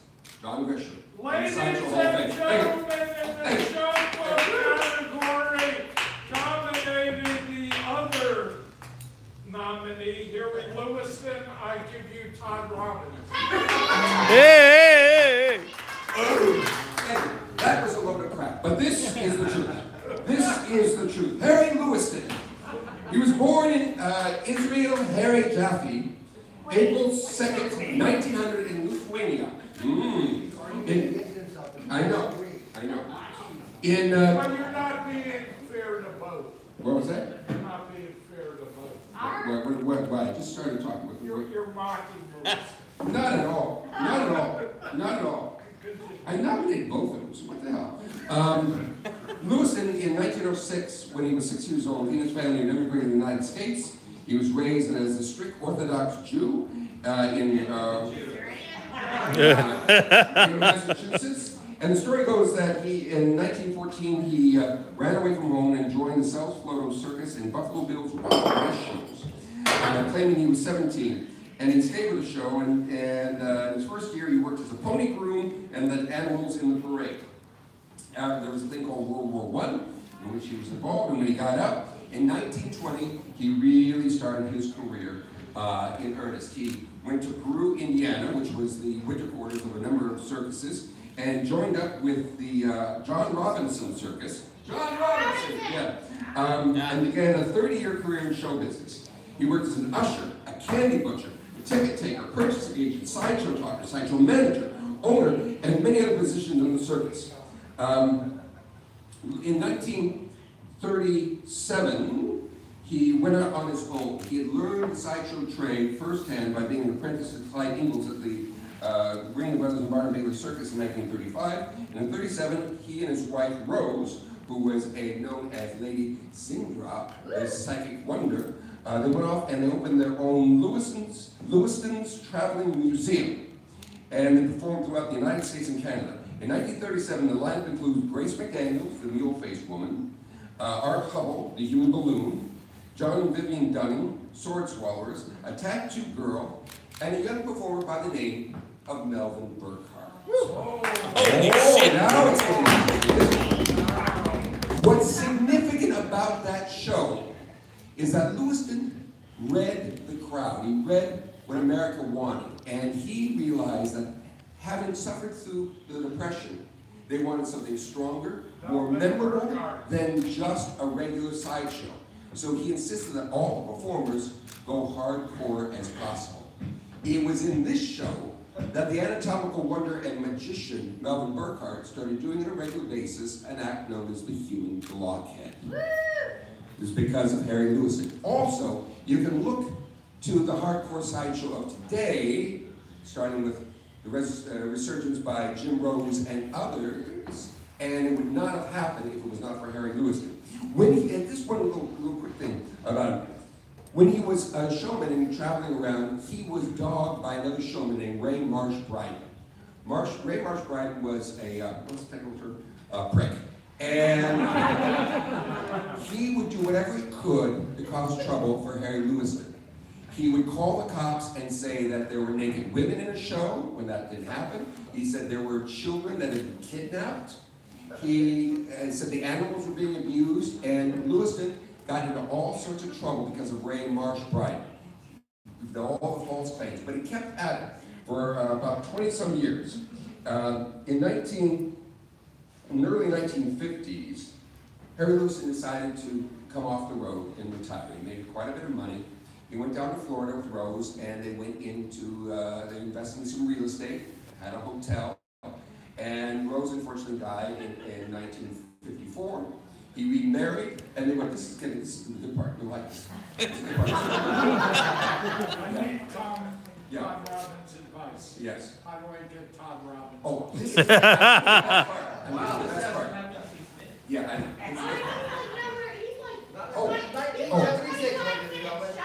This is the good part. If you hadn't talked so much earlier, we wouldn't be in this problem. What happens is, Rose dies, he marries another woman, and they move out to California. What's interesting, in the early 60s, like 1962, there's a knock on Harry Lewiston's door. Well, this is good. This is the best part of the whole fucking story. I have a question. Yes. Do I have time to go to the bathroom? Yeah, go ahead. Did give me a beer too. Lock the door of the bathroom. So in 1962, there's a knock at the door, and Harry Lewiston opens it, and there, standing in his doorway, is Ray Marsh Bryden, his arch rival. Harry said, "What are you doing? Why are you here?" Ray Marsh Bryden said, "I'm dying of cancer. I have no one in my life, and so therefore, please take me in." Harry Lewiston could have shut the door right then and there, but he didn't. He took him in, and for the next 4 months, Ray Marsh Bryden lived with him until he died, and Harry Lewiston paid for the funeral of his nemesis. Yes. Yeah, I mean, that's, yeah. Also, what's interesting, in his afterlife, his Sideshow life, besides his investments, he started up an employment agency, and he worked very hard to get parolees and people released from prison jobs so they could restart their lives. And he got a number of rewards and citations for this, for his contributions to society.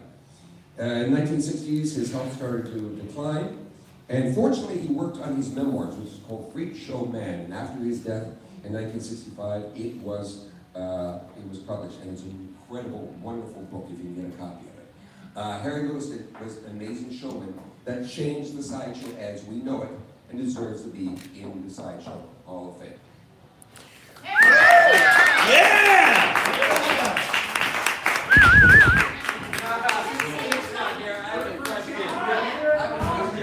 Call the question. It's like a union meeting. Call the question. Repeat the whole thing. Sure. Yeah. Repeat that. So I know I'm drunk, but I know my job. It's the guy Todd Robbins nominated versus the guy Todd Robbins nominated. What's their If names? you're in favor of the guy Todd Robbins nominated. What's their names? Wrong question. English showman. Shows live on. And Dick, what else? And What's the other guy? Harry Lewiston. The audience in Coney Island, the audience on the internet, you have the right to ask questions. That's what I said on the internet. Yeah. I believe it's a guy named John Versus a guy named Harry. Harry. We have one vote for Harry. I vote for who Todd said. Whoever Todd voted for. That's right. Going to vote? Obviously, Todd Robbins belongs in the Hall of Fame, but you need to be dead together. We work on it. Sideshow versus Sideshow Freak. Yeah, it's hard. It is hard. It's hard. Two for Harry. Two for Harry from the internet. Okay. Wait. John the Illusion Guy. Yeah, versus Harry. Let's take it one at a time. If you're in favor of John the Illusion So we're Guy. voting. Can Yeah. I Question. listen, are we gonna vote for an illusion or like a real sideshow? Exactly. Poetry. That was a different one. That already happened. John the Illusion Guy, raise your hand. What was that? No! Was he Irish? 1, 2, 3. Was he Irish? How How many internet? You got two for Harry on the internet. Two for Harry on the internet. Two for Harry on the internet. That there's Harry, the Greek guy? Lewiston. We have 3 for Henry on the internet. Todd Robbins out there. Ladies and gentlemen, I like his name. if you have a drink, Good name. Harry Lewiston. Uba Gaba. Uba Gaba. One of us. One of us. Henry got it, guys. So, ladies and gentlemen, I hope you're having fun. The way I try and put this event together every year is to get us audience and experts thinking drunk, so that by the time we get to the 5th nomination, all of the discussion is absurd. The final category is attractions. To nominate Olga Hess, I call to the podium the incredible Kate Dale.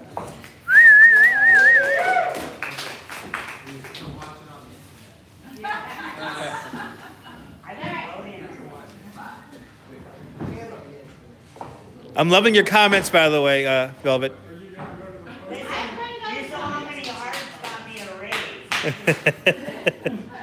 Hey, Dale! Yay! Don't underestimate Kate Dale. Never.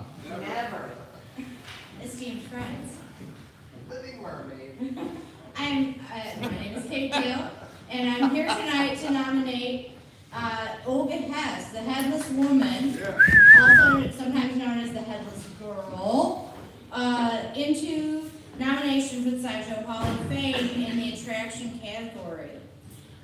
Some of you may know of Olga Hess if you were able to see Todd Robbins' show Carnival Knowledge. She was featured in that.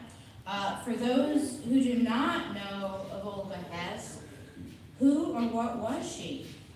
The Headless Girl was an attraction first created by Egon Heinemann in Blackpool, England.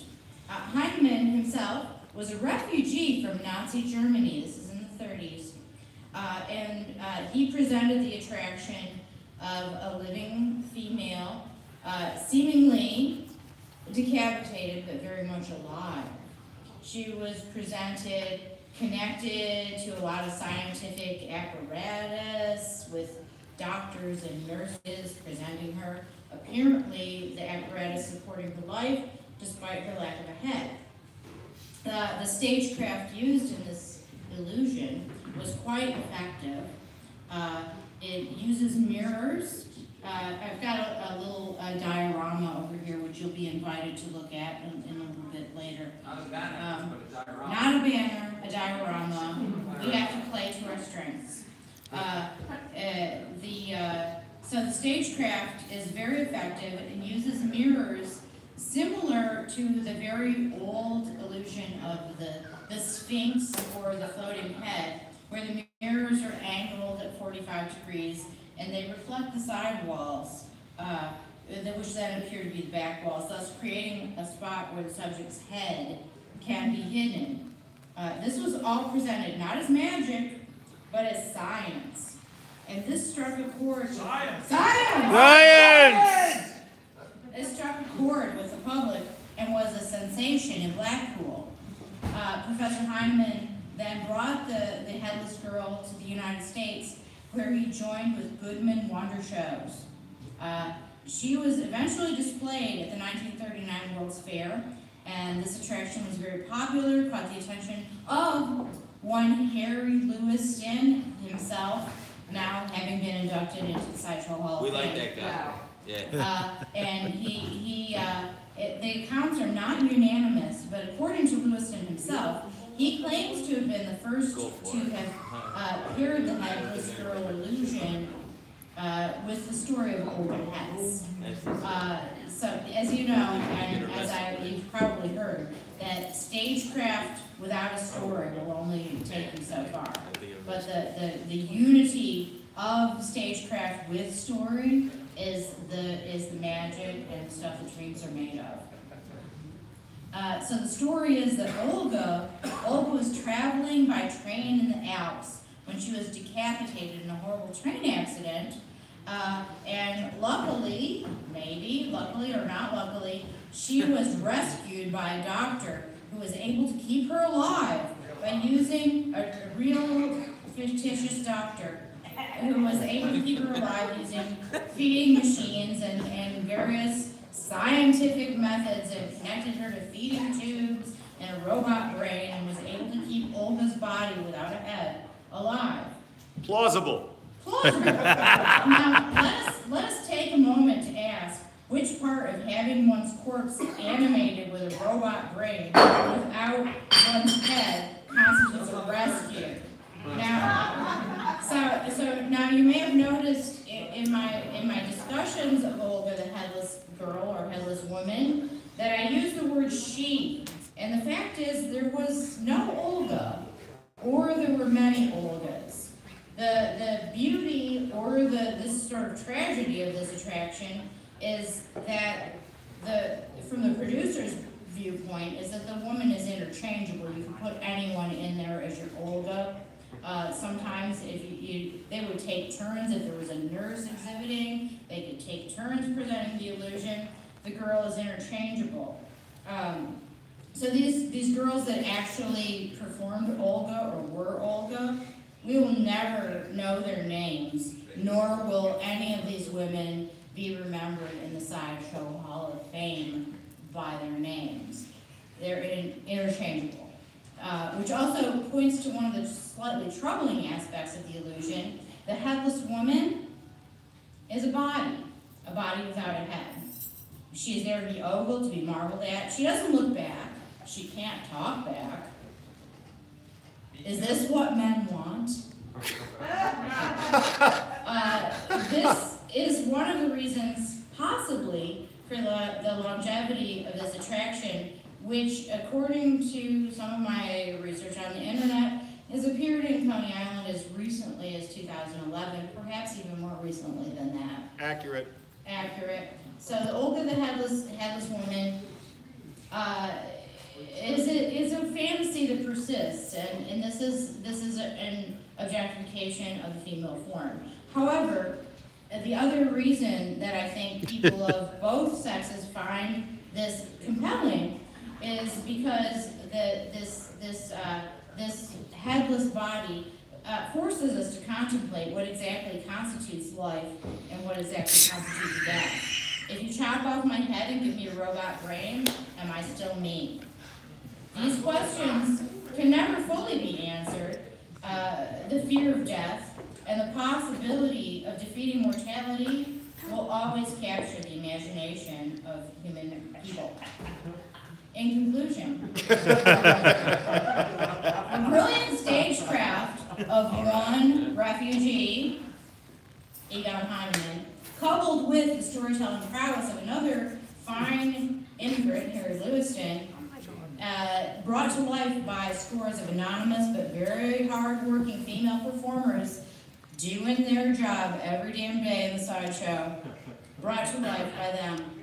This gets us to contemplate the very nature of life and death, and no less than all of this, support the case for Olga, the Headless Woman, to be inducted into the Sideshow Hall of Fame. Yeah!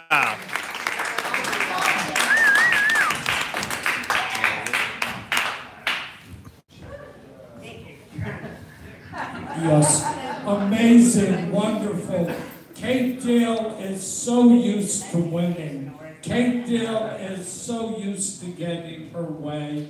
Kate Dale totally doesn't realize that I punked her out. She has to deal with the fact that in 2009, this very event already inducted the headless woman. What? That doesn't mean that Olga Hess is all headless women, but as Irish Fit says, check the wall, Kate Dale. This is a scandal. The audience can't decide that both the headless woman and Olga Hess are different nominations and put them both in. That is up to you. But before you consider Kate Dale's pitfalls, I call to the podium Serpentina to nominate Burmese pythons. Yeah!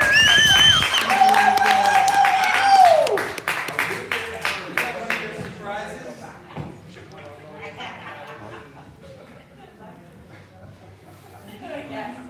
Just for now. I'm bringing out my props in a minute.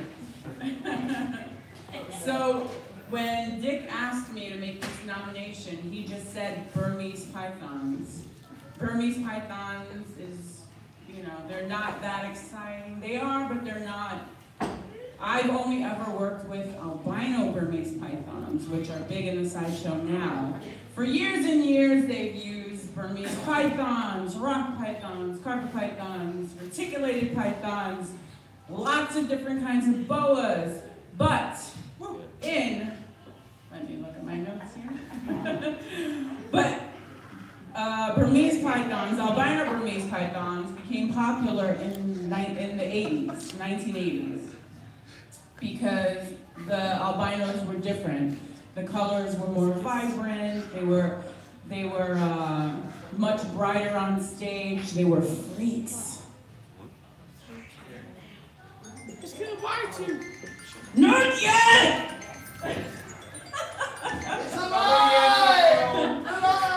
Someone answer the phone. I'm just gonna tuck the snake between my legs right now. Oh!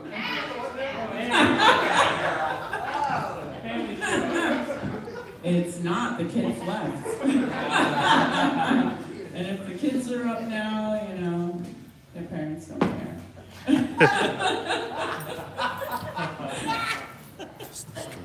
Write your hate mail to ConeyIsland.com. Thank you.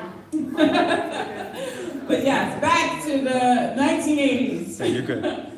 The Burmese pythons, the albino Burmese pythons became popular back then because they were so rare, so spectacular, so woo! They were like $3,000 each. Now we find them on Craigslist. We have found a few on Craigslist, I will admit, we did. Find them in Florida. Well, I was going to get to that part too, Dick. Boo, you're ruining it, Dick. All right, take Dick's beer away. But yeah, now now you can find them a lot easier. Their prices went down to around $200 a piece. Still, not cheap, but not $3,000. Because of irresponsible owners, the Burmese pythons have invaded the Everglades, and they hunt them now, they kill them now. They have no natural predator to, come and eat them. So they've been eating each other, they've been eating the natural wildlife over there, so they've become a threat. So they've been hunting them. They do Burmese pythons hunts every so often, a few times a year or something. But they grow really. What's happening back there? What is happening back there? I feel movement. What's going on? But yeah, so Burmese pythons, a lot of different other big breeds of snake have been banned in most states, New York being one of them. So now you have to get a permit, you have to be, up on your shit, have vets, all that stuff to make sure that you are one of the responsible few that will take care of your snake from life until death. We have proof on that wall that we take care of our snakes from the beginning of their life to the end of their life. We have Casper right there. Casper is the first snake I ever worked with. Hey, where's Casper? He was a little hatchling when Dick got him. And he had, thank you. Look, he's all lit up. He actually had an eating disorder when we got him, so they used to have to force feed him pinkies. They would dip them in egg whites and shove them down his throat. Eventually he figured it out. What's the manager? When Dick was away one year, Casper died. He was vegetarian. Is the guy that's sitting right here? No, that's not a thing, Dick. Over here. But because Dick had such a relationship with him, that was his baby. He raised him from the beginning. Like I said, he was 14 years old when he died. Dick was away, and we're just like, what do we do? What do we do? He's part of the family. We have to, like, you know, save his memory. Like, we found a taxidermist in Queens who was carrying on family business. He had like a job, but he did the taxidermy on the side, and he showed us all these cool pictures of the stuff his dad stuffed throughout the years, different things for like the museums and stuff like that. So originally, we saw this cool coiled up, I think it was boa, and we wanted to do that for Casper, but it cost too much. We're not for profit. So we went the cheaper route, and we got him put on a plank, stretched out. It took a couple weeks to get him back, but we were happy when we got him back home. What are you guys doing back there? They're playing with my snake between my legs. Jesus. Anyway, let's see, some more facts about stuff and things about snakes here. So, Kate Dale made a good point that most of the women who did this, the act that she was talking about, the Headless Woman Act, won't be remembered. Same thing with our snakes. It's just, you know, a lot of them get lost in the sauce when we see pictures of myself and other snake charmers with their snakes. We just give acknowledgement to the snake handlers themselves. So the snakes just get lost in the crowd, and it's just, hey, that's a snake, and they don't really get the recognition they deserve. I've worked with them. I don't know, you have to probe a snake to see if it's a boy or a girl. I don't want to do that. I've only ever been told that's a boy snake, that's a girl snake.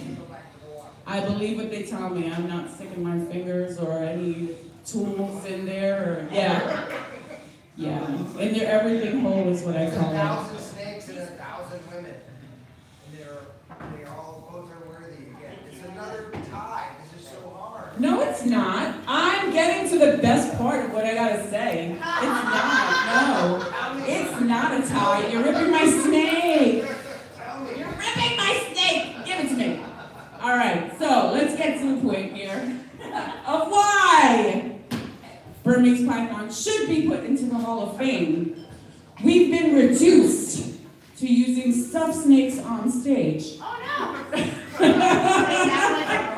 Because you need permits and all this fancy shit to have them these days. So this is what we have for now. This is my prop for now.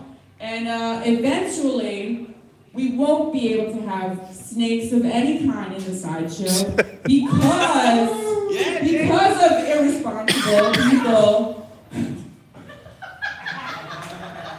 Leave his little hands out of it.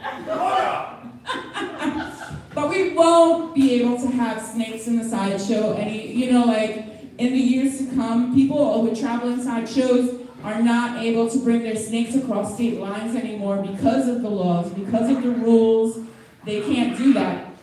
So eventually they will be phased out, and we won't be able to have snakes in the shows anymore. So let's give them recognition, and let's put them in the Sideshow Hall of Fame while they're still a part of Sideshow. Yay!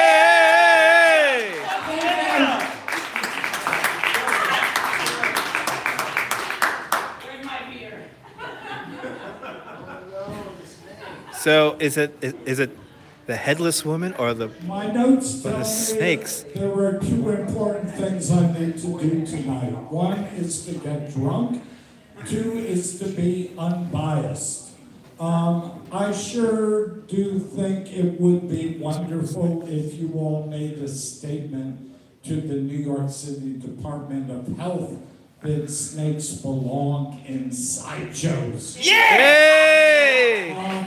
It offends me that Serpentina doesn't have a live snake with her tonight, nominating snakes.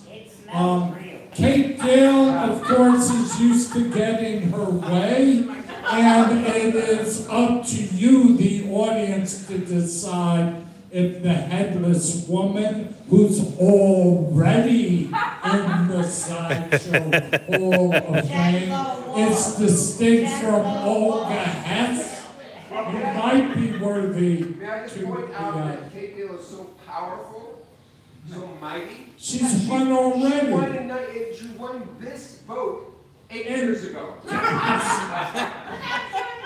So, one quick little bit of trivia, because that's who I am. You said all the unknown women. However, in the 1950s, the Badger State Carnival, which was a carnival unit that traveled around Michigan. so there, Kate Dale. As their blow-up in the sideshow. Instead of using a woman, they would take whatever ride jock that had gotten drunk the night before and was sleeping it off and put that guy in a dress and put him in the bath and let him sleep off his drunk as Olga Hess. So it was also... Obviously, Kate Dale wins again. Yes. Put it on vote. Check the wall. So, discussion. Wait, Marie has a question. Marie Roberts. Question or comment? And let's take this seriously. This is the very serious. Hall of Fame. And I am a professor. Yes. She is a professor. Yes, Marie, get him. She's a professor too. She's He's not a very. doctor. My question or my comment for both Kate and Serpentina, This is hard. I would assume that both Olga and the snake charmer would be a lovely opportunity for people, whether they be male or female, who couldn't speak English yet, from the career. Is that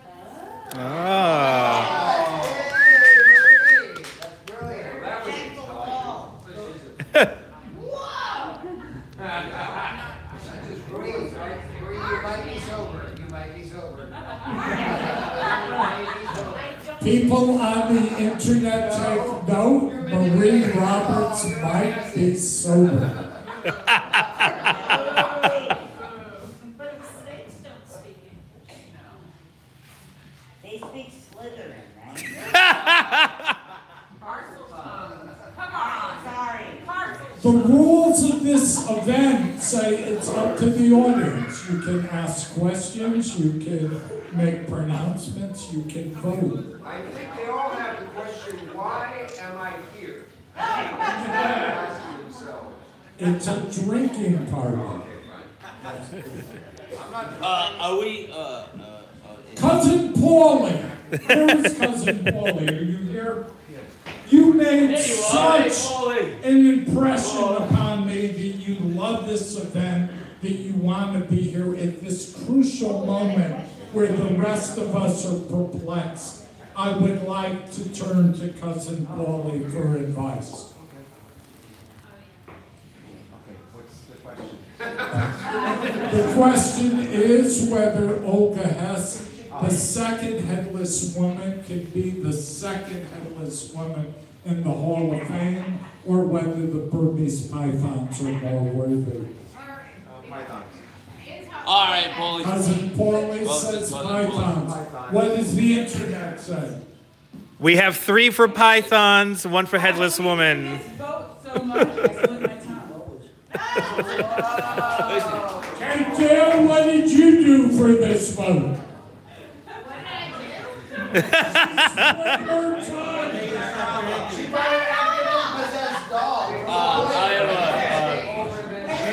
Point of question. Oh, that's so 2009. Point of question. She sacrificed the head of one of her dogs. 4 for pythons on the internet now.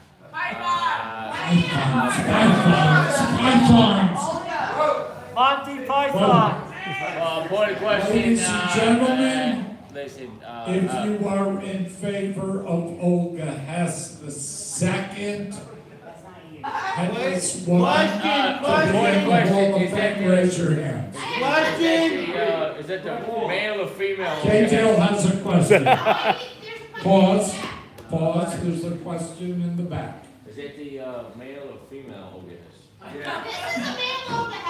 Is that depicted in the diorama correctly? Yeah. I'm wondering, listen, I just want everybody represented. The 2009 induction was headless woman. I assume that's a female. That's a drunk female Olga or a male drunk female Olga? Female Olga, but I think she is a teenager. But she is hungover or recovered. She's non-binary. This is a non-binary. Mr. Robbins is our keynote guest of honor. Five votes for Olga. And if you are in favor of the Burmese Pythons, Hey! Hall of Fame, raise your hand. I got 2 votes. 38. 38. Ladies and gentlemen, if there's no drinking, stand and raise your drink. Gooba Gaba. Gooba Gaba. Gooba Gaba. Gooba Gaba. Burmese Python. Hermes Python. Accept you. We accept you. One of us. One of us. One of us. Hey. Hall of Fame, and the Congress of Curious Peoples is adjourned into adjourned tomorrow until 1 p.m. when we open Super Freak Weekend. Thank you. Hey! Dick forgot to say, this weekend is Super Freak Weekend. A weekend full of natural-born freaks of Sideshow, so make sure you come down. I'm in the cast. Yeah, you are. Velvet is in the cast. Mariano's Living Penguin. The bearded lady, Jennifer Miller. Who else? Barely. No, I said Naughty. Who else? Don't forget about drinking draw tomorrow. And also, we have a drinking draw, first one tomorrow. Nadia Amos is going to be one of our models, so come out and get drunk and draw some people. Draw Natty. Hey! Well. I want to thank everyone watching on Facebook. I see, who do I see on Facebook? Let's give shout outs to everybody right now. Mary London, Ed, the boss, Joey, Gopher Hockey, Wendy Blades, good to see you. Hopefully we'll see you soon out here, Coney Island. Hey, you're more than welcome. Thanks for joining us, guys. Rose, thanks for tuning on in, Rose. It was a humdinger. But here on the YouTube, I want to thank everyone for tuning on in. Have a great New York Day, whether you live here or not. Hug your loved ones. Cherish the moment. Thanks for staying up late, Mary. And good night, Mrs. Calabash, wherever you are. I'll see you guys later, folks. Have a great night, guys. Thanks for tuning in, guys.